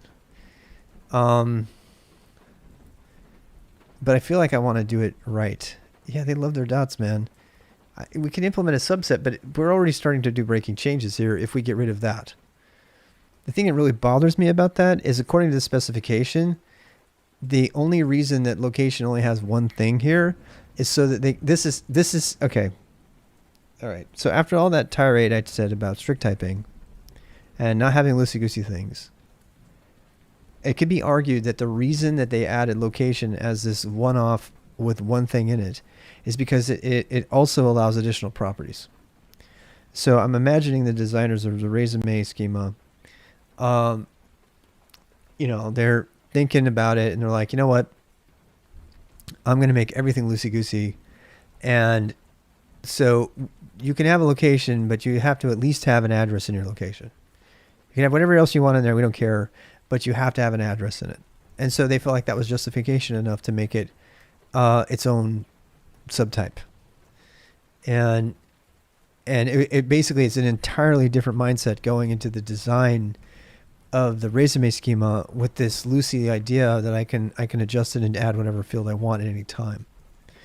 And this is just a fun resume project, so I'm not going to say that that's bad of them to do that or anything. I just I don't like it. I would rather do the whole model myself from scratch and just get inspiration from this one, and then we could make a translation layer and say, look, if you really want your same resume in resume JSON format because you're trying to use a service that uses this, then here you go. Otherwise, here's our service and use ours for free. So what I'm trying to do is give myself permission. I've already broken the schema by making capital letters. So yeah. At 3:13 a.m., let it be known that I am breaking compatibility with JSON resume. And we're just now going to be inspired by the fields from this and from others. There's another one called YAML resume, which has completely different fields, by the way. And we're going to come up with yet another way to represent a resume. And people can join it or not. It's just a fun project. And if they don't want to, that's fine. I'll have mine. And then if I have to play with resume JSON, I can, but I'm going to build my own template library based on this, and it's going to all be a go, and it's going to be better, and people are going to want to use it more. So there. So I've made a decision. It's a great thing about open source. You don't like it, you can make your own. Because you're absolutely right. This is anemic. It needs to go. This should not be there. If I'm going to have a location, I might as well have an address. This is saying that a location has an address. Well, duh. But what else does it have, right? And it doesn't attempt to say anything else about what a location should have. The better thing to do here would be to have fields identified that don't necessarily have to be filled out. And that's the optional keyword, which, by the way, is that supported? It is. It's already supported. Good. A name, something like that. Right. But I don't know. Other from a resume point of view, geo coordinates, sea level, Rift, nearest Wi-Fi. You're like doing the same thing I do. I like when I'm like doing a data model and it's related to a resume, right? I immediately think, well, I get very existential. Like, what is a location? And I end up saying, well, a location can have coordinates. Well, a location is like relative. It could be in the universe. Well, what properties would a universe have? Is a postal code sufficient to capture? I get so messed up on those kind of rabbit holes. So yeah, I think we're good here. What they're trying to say is that other things can have addresses besides locations. So what I want to know is, why not just have addresses, period, as locations? Do we have to name the locations? I mean, all we really have to do is change this from being an address to a location, and then have it have a postal code, a city, a country code, and a region. There's a meetup API, and it has location, but it has entrance in the back, front entrance, which entrance, and that kind of thing. We're talking about a resume here, right? So there's only one address. Also, why basics? I why did this have to be grouped? I guess this did have to be grouped, right? I'm starting to wonder why this whole thing couldn't have been flattened a little bit better. You know what I mean? And now that we're like throwing out the other stuff here, the sky's the limit. So, I mean, why does it have to be basics dot? We don't need that. I think we should probably just have message resume. Why can't we have that? And then compose it full of things. Why is that not a thing? Right? And then within this, we could have string. Okay, so I'm going to do this. Put my foot down. So we have the name. It's actually not full name. I added that. It's name. And leave it at that. Suggest supporting what 3words.com. What else can a location have other than yes? Okay, we got that one already. So we have name. What's the fuck? I mean, I guess they call it label because some people don't want to say go developer seeking whatever, right? So this is more like a tagline. You know what I mean? It's not a label though. I don't like that word. So what? Goodbye. Tag. It's not a tag either, but we could say tagline. What do you guys want to call it? We could have image. I think the image is a URL to it. This is a security. Okay, I'm going to put this URL. URL to an image. Subtitle. Yes, much better. Here we go. Subtitle. Totally like that. Better. Yeah, and we don't need the rest of this. Is pretty obvious. I'm going to put full name here. Actually, the full name. I guess we could just imply there's a full name. Full name. I don't think we need first. Do we need first and last names separate? Because we get. Did you see the famous thing? Somebody put a constraint saying you can't have a last name that's less than 2 characters, so they couldn't put their name in the system. and there are people who have like 2-lettered last names. It's crazy. I'm not getting there. We're just gonna keep it open. So image. I don't even know why that's first. That should be like way down here. So I'm gonna redo. This is totally getting a utility. I'm making this utility tomorrow. To like reorder everything, that totally has to be made. It's not even that hard. And there's not a thing that's going to do that automatically already. The guy's last name was null. That broke the DMB. Did it really? That is funny. His last name was literally null. That actually happened. Oh, that is a funny story. Sometimes I don't think email should be here. I guess email, phone, URL, summary. What is summary about? I guess I kind of want to have like contact info. I mean, if you're going to have a subtype, have it be contact info, because then you could make it for your references. Your references could have could have contact info as well. But we're going to keep things flat here. Or are we? Do we even want to put references in here? How many people put references in the resume anymore?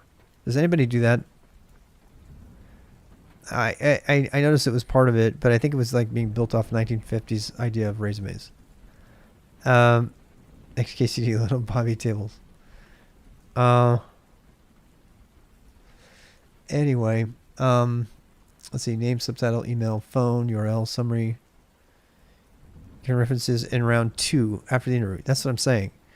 So I think summary is meant to be an about me sort of thing. About.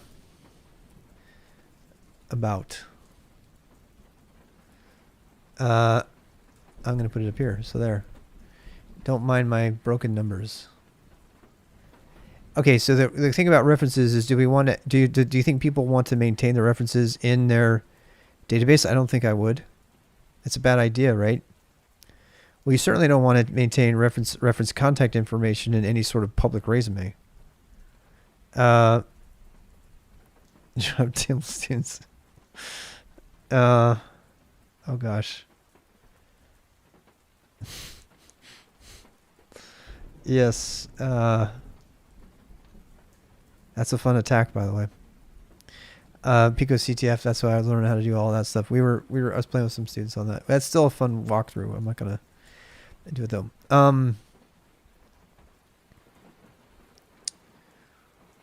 I don't know.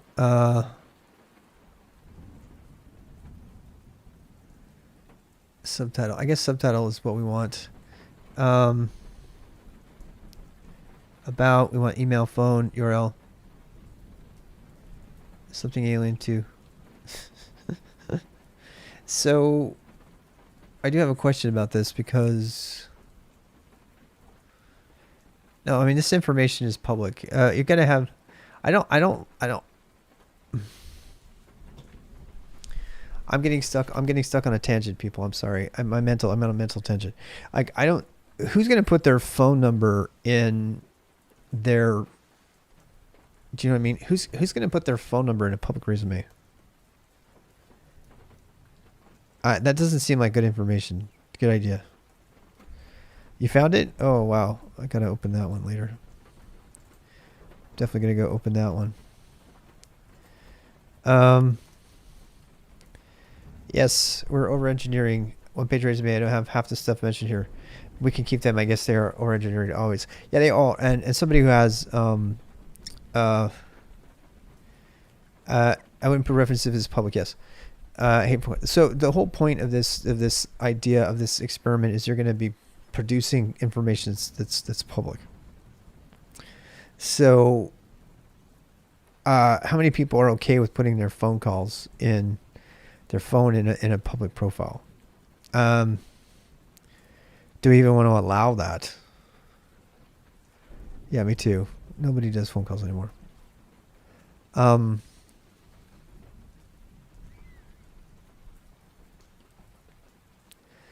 don't think a phone number belongs in a resume anymore, frankly. I don't. My phone number is private. I don't tell anybody my phone number. And yeah, I don't think address should be in resume. We've been putting addresses in resumes for a long time. I think that's a horrible idea. I would also never send my resume to a company with my address. I would just never do it. They don't need to know that. Why do they need to know that? I mean, are we going too far out on the ledge here? Yeah. You know what? Again, since we're kind of like rethinking this, I'm okay not putting it in there at all. You're local to the Bay Area. Oh, sure. I buy a bay. Latex for resumes. I use Pandoc for that. Pandoc converts to latex for resumes. Yeah, that's probably what I'll use for generating the documents. I'm going to be using that in templates and stuff. Yeah. So Matt, that's definitely a thing. If you like LaTeX, you can just write LaTeX directly and be really cool. My numbers are all messed up. Please don't look at them. Your businesses you're working for already does that. Move away from phone numbers. Yes. So this is what I'm considering actually. I'm considering email and URL, and that's it. You know what? Sue me. I don't need to tell you. You know what? I don't need to tell you my phone number. You don't need to know it. That's for my wife to know and you to find out. We live in a different time. You know, it used to be that you could give your phone number out safely to your businesses and stuff like that. Not anymore. You have a phone number and it rings your Skype account. Yep, I saw that. Recruiters will call it. Hell yeah. Whatwords.com gives 3 by 3 meter of planet. 3 words that represents the location. Oh, that's pretty cool. Maybe we want to do that instead. I like that. Let's go look at that. That sounds really interesting. I mean, why not rethink what resumes should be today? You know, I mean, we're having fun here. Oh, is that where you are in New York City Hall? We're using cookies. Oh, yes. Okay, I got it. Street address don't always point to precise locations. That's very true. Wow. Has every 3 meter square in the world a unique 3-word address? Are you kidding me? Are you kidding me? Are you kidding me? Who made this? Today I learned about this is crazy. This is so stinking cool. Thank you for showing me this. This is so amazing. Who showed you this? Did you just find out? Oh my God. What if the Earth expands or something? I mean, it's like constantly expanding in its middle, right? The median. That is insane. Your Google interview was supposed to be by phone until I was like, no, can we at least meet? Yeah, I agree with that. How many squares just have random legitimate words? Well, they probably all do. It's all English specific. Oh, right. Interesting. Where's map to voice over P? I just instead. Go, run, go. So put the 3 words of your favorite restaurant in the resume. Yeah, you could. Yeah, you could. Hack Club? I have not heard of that. That's my house. I'm about done. I'm like fizzling out here. Mostly because I just want a resume, and I was spending all this time trying to keep it compatible with JSON resume, and I just kind of like got my sales deflated. Because now we're like contemplating the essence of resumes in general. And that's always going to devolve into like a huge conversation, existential conversation. Does anybody ever really need to know where I am? And now we're like talking about every square 3 meters on the planet being mapped, which is really awesome to put in your resume, except for no one's going to know what that means. And it's a little scary, actually. I'm not. I mean, is it fair to say we live in a time when, first of all, I don't want it public, and next, I don't want even my potential employer to have it. Resumes get put in all kinds of databases all over the place, and I mean, it's easy enough to find where I live if if you wanted to, but what's fun is the design stage for stuff for existential stoner thoughts. It is. New address collapses back to string address. Yes, I agree. And then we make it optional. Is that what you're saying? Yeah, I agree with that. I definitely agree with that. For public service, you can ignore the fields. Yes. And then we go. We can have, so let's do that. Let's do, we can say phone is optional too. So optional phone. I think you have to do optional string, right? Optional string phone. I'll fix all the numbers. I'm not going to do that right now. In fact, yeah. This totally needs a plugin, a better Vim plugin. Can I just say? And yeah, string. Actually, all of these are optional. Wait. It's Pro 2? Okay. I think I read something that said Pro 3, every single thing is optional in Proton and Pro 3. Is that true? Is that true? I think it is. Tell me that's true.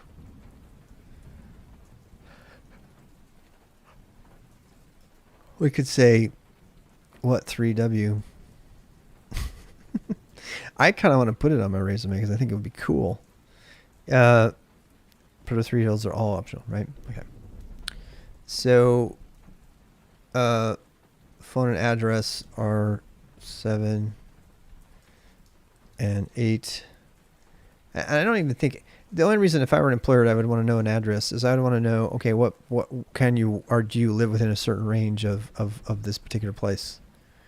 And I don't even think you're required to give your address during the interview process. There's really no need for it. It's like giving them your social security number to interview for a job. Why do you need to do that? Right? Unless you're going to try to prove you're a U.S. citizen, which comes way later in the process. So I think we live in a time when giving up your phone and address information is unnecessary during the recruiting process. What did I mess up? Did I mess something up? Address, I agree. I know it would be fun. Why not? I think we should just have W3W. 9.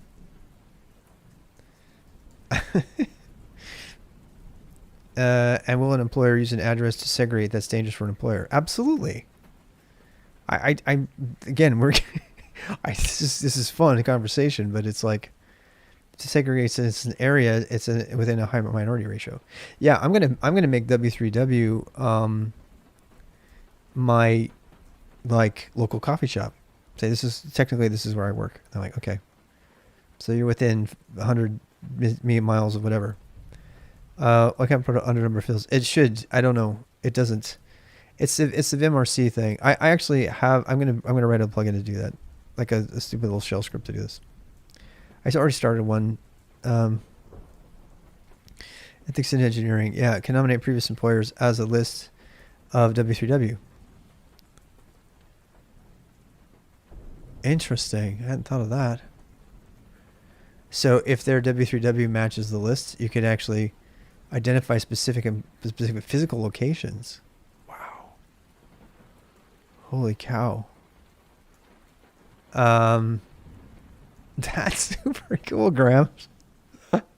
Grams, that's like, this is gonna be the coolest resume thing ever. Only because it was crowdsourced, crowd coded, whatever. That is really fun. All right, so let's talk about profiles for a second. There's an API to map W3 to streets and address and GPS. Are you kidding me? See, that is so cool. That is so freaking cool. I'm using that for everything now. So let's actually come up with one. Let's find, like, where's the Statue of Liberty? Designed by committee, Twitch chat. Yeah, totally. This is my modus operandi. This is what I want to do. We got to find it. Where? I don't want City Hall. I want to find, where can I find it? Statue of Liberty. Of Liberté. Especially for this, they should get that. This is so cool, Grams. Thank you for. See, this is like 50 points to Grams. I got to get my point system up. You guys are amazing. There is Statue of Liberty. But see, here's the thing: you got to zoom in, right? It can't just be the. It's like I want the nose of the Statue of Liberty. I want the Statue of Liberty's breasts. No, that was inappropriate. I want the torch. Okay, the torch is... Oh, look at that. The torch is right in between 4 points. Planet inches most. That'll be 5 words. Planet inches most is... I mean, here we go. So that must be like her toe. That's like her entry point, right? How about you put the torch? But the torch is like... literally right on the... Oh. Yeah. You know what? We could do Moab, Utah. I could do Nutty Putty Caves in Moab, Utah. Wait. This is a perfect example of this. Oh my gosh. Somebody did it already. No way. This is like a secret that when I was going to college, we would all go out here and go spelunking in this place that was kind of illegal because it was owned by other people. And you had to like crawl through on your hands and knees. They called it the birth canal. And it was like you had to bring your own light source. There it is. And it's in the middle of BFD. You can't even see where it is. There's like, where's the roads? Is there like, that is so stinking cool. There it is. Look, it's like, this is exactly where Notiputty is. This goes really well with geocaches, by the way. And I did a lot of geocaching with my family. Little Moab. There's a little Moab now? I didn't realize. In case you're wondering, my pioneer ancestors immigrated to this area and populated the Brigham Young Union campus and sold half the land to them. And we're still poor. We just looked at that one. I thought we got there. No? Supports plus codes, which serves a similar purpose to what, 3 words? Interesting. Wow. Hey, good morning, Quint. I'm about to leave you here. You can pick up where I left off. We're just we're on a full-blown tangent because we got talking about addresses and why we got questioning whether addresses are ever even needed in resumes. And then Graham here showed me about W3W, which maps every 3 meters of the entire planet Earth to 3 words. And I didn't even look at the ones for this. I should probably cooperate firmly lateral is Nutty Caves, which is this really obscure location to go spelunking in. It's usually closed down, by the way, because people get trapped in there and stuff. Wow. Okay, so we're going to make that a part of our resume. We threw out resume schema and we're like, screw that. I think I like the words myself. I do. I think I like what W3W is doing better. It's because it's a word you can say, oh, I'm at blah, blah, blah, right? That is super cool. I'm going to use Nutty Putty as an example. Actually, nobody will know it because they don't know what the actual name is. Oh, they're even using triple dashes, slashes. That's gonna watch them end up making this into like a thing. So Statue of Liberty. I'll go back to that one so I can put it as an example. There it is. Wait. Oh, I moved it on accident. Gosh dang it. I don't like that the torch is like all 3 of these are the torch. So this is apparently the one that they had on file. And that's fine. So the Statue of Liberty is still there. Planet inches most is the Statue of Liberty. So there you go. That's pretty fun, isn't it? Yeah. Radio communication. Yes. Again, it's great for radio communication. Good point. Good point. Good thinking. Planet inches most. You can even make a validator and say that's not a valid name. I bet there's like a finite number of names. Mine just comes up super funny. I don't, obviously I'm doing mine on stream. This is the exact bed I sleep in. I mean, that's pretty freaking weird, right? I could like literally put my studio. I could put my desk in my studio. It's like, this is where you send the smart bomb. No, thank you. You know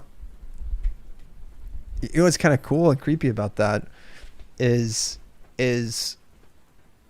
the implications for intelligence work. I've talked about spying and stuff like that before. Yeah. I mean, think about that for a second. The implications of that for intelligence work are really pronounced. Because if you have any kind of thing that's tracking location, like precisely, and GPS does that under 15 meters now because of geocaching and stuff, you don't have to give them a GPS coordinate. You can give them over the radio or something. You could actually tell them, because GPS coordinates are notoriously bad to get that level of precision. You'd have to go really, really low. So you could just give those words, and you could communicate the position for a raid or something like instantaneously. That's your palm. You really want me to look you up? Apparently so, because you just doxed yourself. Can't take that back, so I'm gonna go look it up just cause. I don't know if I would be okay with doing that, but this brave soul has done so. So we're gonna go see where he lives or whatever this. It might be a. He might be trolling us. So it doesn't say where it's at though. Are you in the middle of the ocean someplace? Where? Wait, what is there? Oh, can I get a world view? Okay, here we go. No imagery. Are you trolling us?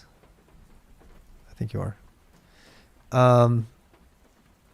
Street addresses always have point of precision. That I got. Got you. Got you. Got you. All right, I want a picture now. Show me the picture. Wait, what's going on here? Oh, you know what? It's trying to decide where I am, and I am not going to tell it. Because it will, like, dox exactly where I am. So I'm not going to do that right now. At least not on stream. I wonder if that's why it's not showing me satellite data. I do not know, though. Anyway. Nothing seems to be at that location. I'm going to bed here very soon. Chief guy you drag onto the square. Oh, you do? You guys schooling me on how to use my browser? All right. Now what? It doesn't seem to have done anything. I want to go to mutated. Wow, we've really devolved here. This is fun. But this is fun. We're like headed to bed here. Oh, that's the New York one. Where did that one? Switch to satellite to easily find entrances. I did that and it did not work. So, oh, because there's no satellite imagery for that. I get it. Look, we can see the thing better now. Look at this. Oh, they lied to us. You see that? They lied to us. Because coordinates just not equal address because of tectonic movement. Exactly. I was going to say... it's Williams Field, Antarctica. Here's like this is not going to work forever. What are they going to do when the world changes? You know, does that in that matter to that point? What does longitude and latitude change? It has to, right? Doesn't longitude and latitude change as tectonic movement changes? No, because longitude and latitude is based on circumference of the Earth and stuff like that, right? So that's relatively constant. The surface itself is not changing. And can't move it anymore. All earthquakes must stop. By order of what words?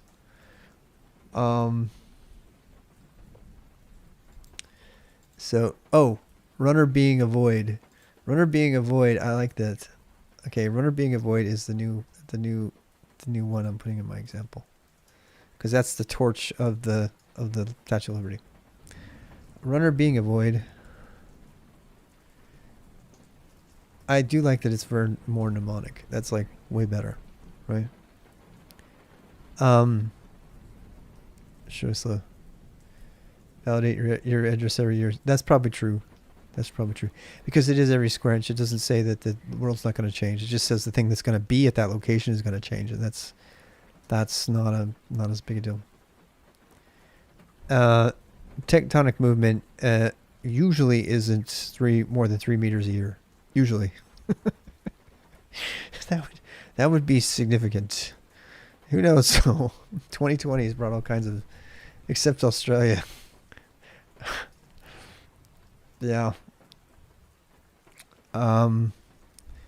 Okay, I'm like just getting ideas here.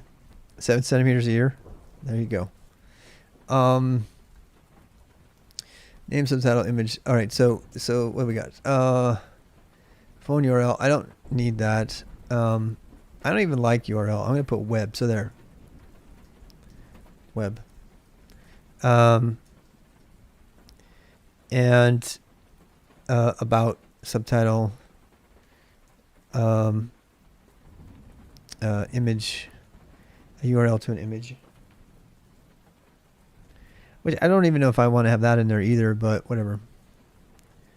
I kind of want to make the image a PNG that's embedded, but that would like make the binary go way big, so probably not. Phone address W3W, yeah, and other things. Timescales to worry about. Oh, it messes up GPS. I think it should. I mean, most people they only want one address to their portfolio, right?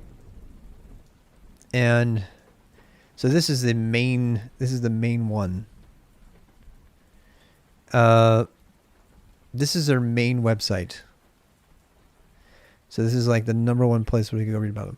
And then there's this other thing called profiles, which I don't know if I like that. How's it going, Miluba? So what should we call? They call it profiles.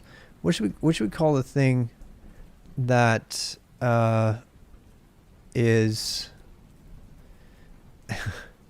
what do we call the thing that portfolio link? Yeah, I see what you're saying. Maybe we should call it link. Should we say portfolio URL web?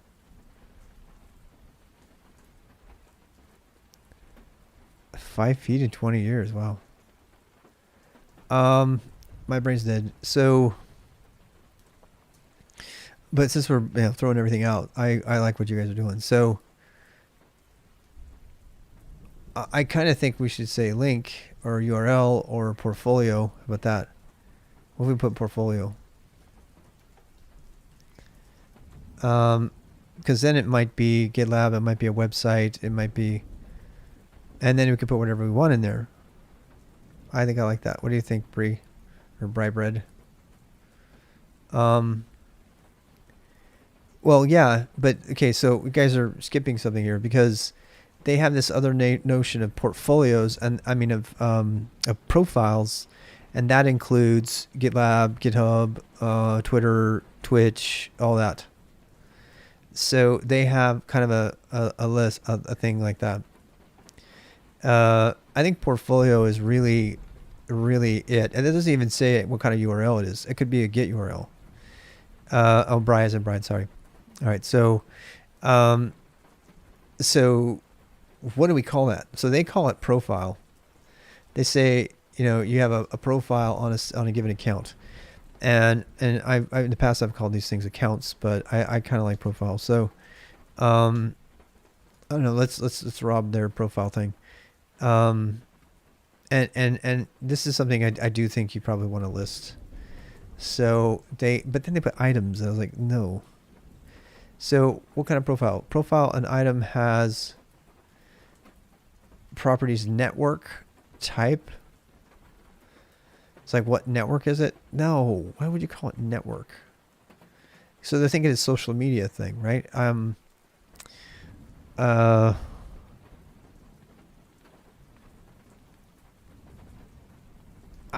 don't know about this. This is where I kind of want to get precise on stuff. Like what is GitHub and GitLab?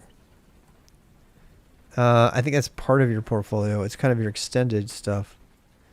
You have my links, email, GitHub, LinkedIn with icons next to it. Yes, of course. That's what I'm trying to think. But what do you call it? You call them links? Why not scale back first? Start simple. I agree. But I think we need to put like Twitter. Like, here's my Twitter handle. What is mine minimum? Right. I agree. Well, you need GitHub and GitLab and that kind of thing. I'm trying to figure out what to call it. I kind of want to call it services, socials. See, but it is socials. It is social. We could just call it social. It's a social media thing. Uh, +1 on socials. Can we just call it social and say we have one social media? So again, socials is going to be the collected. So over here we would have a socials. So yeah, we would have repeated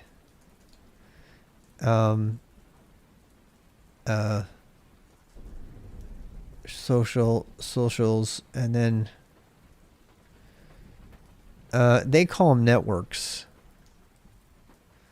Social network. Should I put social network? Yeah, let's do that. Social network. I know you want the underscore. Tough. Uh-oh, somebody swore or something. Wouldn't enums be better? No, because it's going to have different data in it, right? Social networks, we'll put that. Screw Zuck. And let's do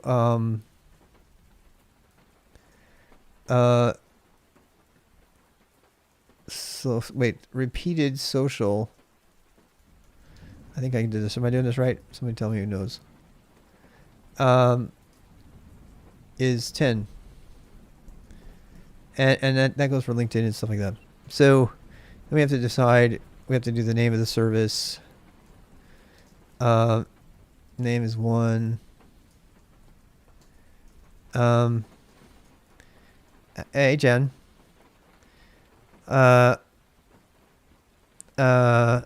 We're gonna do beginner stuff on weekends, Jen. I meant to tell you guys that, so just so you know. Probably starting next week. Sure, we'll see it when you do it. Just trust me on this one. I'm gonna do it because I'm gonna put it out there on Vimeo as well, so I have motivation this time. This one's happening. Find me on. That actually isn't a bad one. I kind of like that one. I like that. That's good thinking. Points to that. Nice. Find me on social. This is cool. That was a great name. I like that. I like colloquial names for things when they relate. They don't have to be find me ons. No, this is a collection. So yeah. Maybe name, handle, and link. I think that's probably right. Handle / avatar / account name, username. Username's kind of boring. I like handle. Should we do handle or username? So we probably say user. User is probably the thing to use there. To and then link. String and then yeah, just link. I don't even think we need to put URL anymore. Site instead of social. Okay. Yeah, I mean, it's that generic, right? The name, the user, and the link. I'm okay with that. You like handle? I think I like handle too. Handle, it's a, what's your handle? Breaker19. You don't even know the reference. Bum, bum, bum, bum, bum, bum, convoy. You're going to make me pull that up, aren't you? As we go out for the evening, am I going to leave you with a wonderful bit of 1970s trivia when everybody had Lonnie Anderson posters and Farrah Fawcett posters and big porn star mustaches were all the rage? I'm going to have, and you're making me, right, I was heading on down. You don't know what I'm talking about. Nobody knows what I'm talking about. Fine. Since I'm done in 5 minutes, I'm going to go tell you what I'm talking about. So there. You're born in 99. Yeah, I know. I figured. So this is, I'm going to school you. I'm going to school you on random 70s trivia when the most popular human being on planet Earth was the guy who died penniless. Oh, you seen this metal dude? This is so funny. I'm not gonna do that right now, but yeah, we're gonna do that eventually. Nice hat. Hi, Jalopy. Just in time for me to leave. Okay, I am doing beginner stuff on weekends. I swear to God. Here I'm gonna do. You got to see this. I got to see. This is just a. Actually, copyright's not even going to be valid on this because it's going to be gone. What, did they redo Convoy? No way. No, they did not. Did they redo Convoy? Oh, I'm mixing up my movies. I'm mixing up Pagan on the weekends. Yes.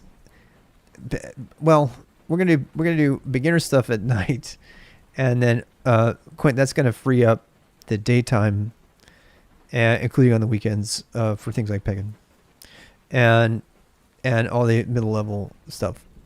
So during workday, we're gonna be continue doing the hard stuff, and then we'll do the easy stuff at nights on the. So, here we go. I'm gonna get a strike on this, just for playing you this stuff. I have to turn my other stuff off.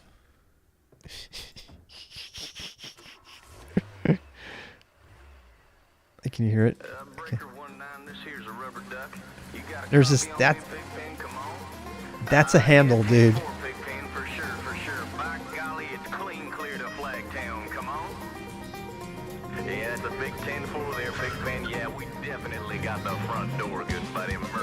It's like 2002 reinvented. Look at those trucker hats, man. I want me one of those trucker hats. I want every one of these trucker hats. It was the dark of the moon on the 6th of June in a Kenworth pulling logs. Cab over Pete with a reefer on and a Jimmy hauling hogs. We was headed for Bear on I-10 about a mile out of Shaky Town. I says, Pigpen, this here's the rubber duck and I'm about to put the hammer down. 'Cause we got a little convoy rocking through the night. Yeah, we got a little convoy. Ain't she a beautiful sight?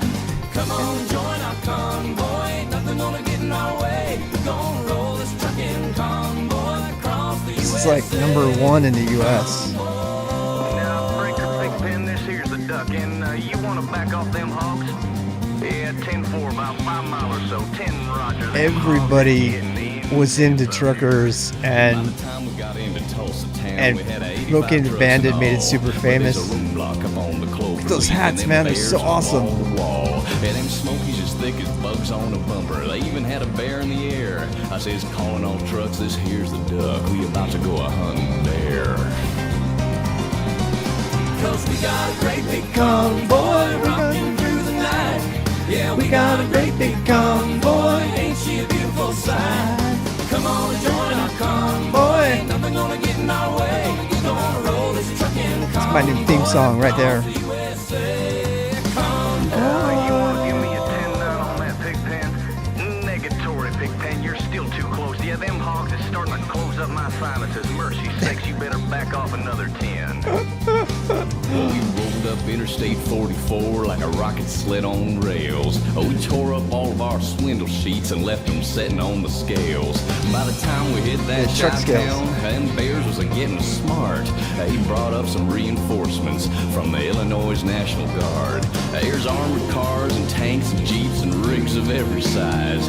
Them chicken coops was full of bears and choppers filled the skies. We shot the line and we went for broke with 1,000 screaming trucks and 11 long-haired friends of Jesus in a chartreuse microbus. Rubber duck is Sodbuster, come over. Yeah, 10-4 Sodbuster, listen, you want to put that microbus in behind that suicide jockey? Yeah, he's hauling dynamite and he needs all the help he can get. We laid a strip for the Jersey Shore and prepared to cross the line. I could see the bridge was lined with bears, but I didn't have a doggone dime. I says, Pigpen, this here's a rubber duck. We just ain't a-gonna pay no toll. So we crashed the gate doing 98. I says, let them truckers roll 10-4. We got a mighty convoy rocking through the night. Yeah, we got a mighty convoy. Ain't she a beautiful sight? Come on and join our convoy. Ain't nothing gonna get in our way. We're gonna roll this trucking convoy across the USA. It's like 10 years old when this came out. Well, they ought to know what to do with them hogs out there for sure. Well, mercy sakes, good buddy, we're gonna back on out of here, so keep the bugs This here's a rubber duck on the side. We gone. Bye-bye. We gone. Bye-bye. We gone. Bye-bye. Uh-oh. Them bears. The bears are gonna take him in, man.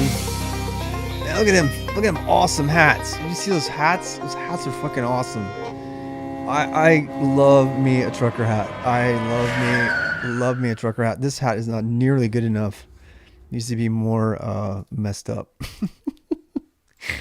And if you don't know what that is, you know what? I'm gonna go watch Smoking the Bandit. That's what's coming next. I'm not gonna punish you with that. But Smoking the Bandit, Convoy was on the radio, 5 million views. Paul Brown TV. Anyway, time for me to check out. Time for me to bump or whatever it is. I don't even know. That's the thing. Everybody was talking in Convoy speak. It was crazy. Everybody. This is also around the time, right after that, like Urban Cowboy came out, and everybody in the States was doing the John Travolta Urban Cowboy thing. It was just crazy. It's just funny how fashion stuff affects things. We're beaten by the sun, but only on the left side. That's true. I need to make that a thing. That's kind of, have you ever seen the UPS drivers after like 20 years? The pictures of them, and like half of their body is all aged on one side. There's like, it's cool. You got to go look it up. It's crazy. People, this has been really fun. Coming at you from rdbxrob.live, where we've just decided we were going to put handles in our resumes. We're going to wear trucker hats and maybe get a job doing tech. Doing that tech stuff. That ain't working. That's the way you do it. Kubernetes. And there's a line in there somewhere. I can't figure it out. I'm too tired. That used to be my dad. Yes, that's cool. It's really great. I mean, I'm going to confess something here. I secretly really want to be a trucker. It was one of the things I wanted to do when I grew up. There's just something simple about the trucker life. Just like, I know it's like a big open road and everything. I rode across the United States several times. And when I had to move across the United States from Utah, we rented a big rig, and they all went ahead. They flew ahead, and I got to pretend I was a trucker for like a week. And I would pull into the things and everything. And I let myself get all kind of unkempt, and I wore my trucker hat and everything. And I was just in a Ryder moving van, but when I came into the diner or whatever, or to the fuel place, I would go in the fuel entrance store, and they say, honey, you got your invoice, honey? And I'm like, no, I don't have mine today. I go in there and I'd sit down in the diner with the other truckers, and none of them knew that I was the guy in the Ryder truck. And I would totally pretend. That's a little confession I have. Yeah, I used to love that. Oh my God, it's so much fun. And the people, they're some of those sleepers are amazing. I could totally sleep in a sleeper. Like I would really like to do van life at some point too. Play Etsy 2, crazier and funnier Russian dudes make it alive. Wow. ETS 2. American Truck Simulator. There's a thing I didn't even know about that. Oh my God, I'm gonna be in trouble now. You know what? There's a trucker game. What's that game? There's a spaceman game where you actually have to sit there and stare at space for like hours at a time, because you're literally like, what is it? Is it Nomad Sky? I think it's called Nomad Sky. European Truck Simulator. Yeah, I think it's one of the ones where you literally have to drive forever, right? They don't make it easy on you. You actually have to do the driving, right? Yeah, I don't know if it would work for me. Because I just really love the whole experience of being on the road. That's the thing I just can't get enough of. And here I am stuck in my COVID dungeon. I can't get out, and I'm like getting fat like a trucker, but I'm not doing the trucking. Desert Bus, I have not tried that one. Extreme Desert Bus, that's the thing. I should. You know what? I might. I gotta do other things. Got stuff to do, but oh boy, why would you send me this? Just perfection. Why would you send me this? Why? Oh my God, is that you playing it? Wait, why is there no sound? Give me sound. Give me sound. Give me sound. Oh. Wait, there's no sound. Live. Oh, is he live? He's live doing this. I was the Steam guy. Oh wow, what are they doing? They're actually playing. What? Oh my gosh, this looks so much fun. Proceed to the unloading area. Can't hear anything. Don't know why. What is this? Okay, let me close this one up. All right, last one. I'm going to bed. All right, so no, that's people streaming. I saw that. I guess I saw that. I don't know why people said that, but whatever. There are people streaming Desert Bus. I gotcha. Yeah. Welcome to the most boring Hardcore Friday ever. I'm going to be playing Desert Bus. It's going to be a stream where I attempt to go from Tucson, Arizona to Vegas, and it's... Yeah, those are my stomping grounds, though. Penn and Teller, they're awesome. I grew up in that area, so I kind of child of the West. Yeah. Desert Bus. Desert fucking Bus. In our line of what we like to call Vera simulators. Games stupefyingly like reality. Are you ready? Oh my god! Wow! It's exciting! It's a bus! No, come on my bus. Listen. I know I'm gonna hear like It's like the temple throughout game. the stream, I'm gonna hear someone in the back going. I saw on day 2 with my best friend at the time. I fear that shit. I'm like, what? Dexter's Lab. They were my goddamn childhood. All right, let me tell you about the movements, right? I love them. And wake me up. It's part of Penn and Teller's game that got leaked. Stuck behind the bus game. Those guys are great. I have Penn Teller's book right here. Penn Jillette's book, Presto. Have you read this? It's pretty great. I know. This isn't like Nomad. This is like Nomad Sky, though, right? Nomad Sky, you just fly like on a straight line forever. You have to put the time in. That's one of the things I like about World of Warcraft is it was so hard before the portals and everything. It was so hard to get between worlds. You had to earn it. And I think there's something really, really significant about doing that. I think that's fun, actually. So with that, I am going to put the yoga music on and leave the building. So the end of my stream is going to be like demonetized or whatever, but I don't monetize anyway. So there. So from Trunkers to time to go to bed.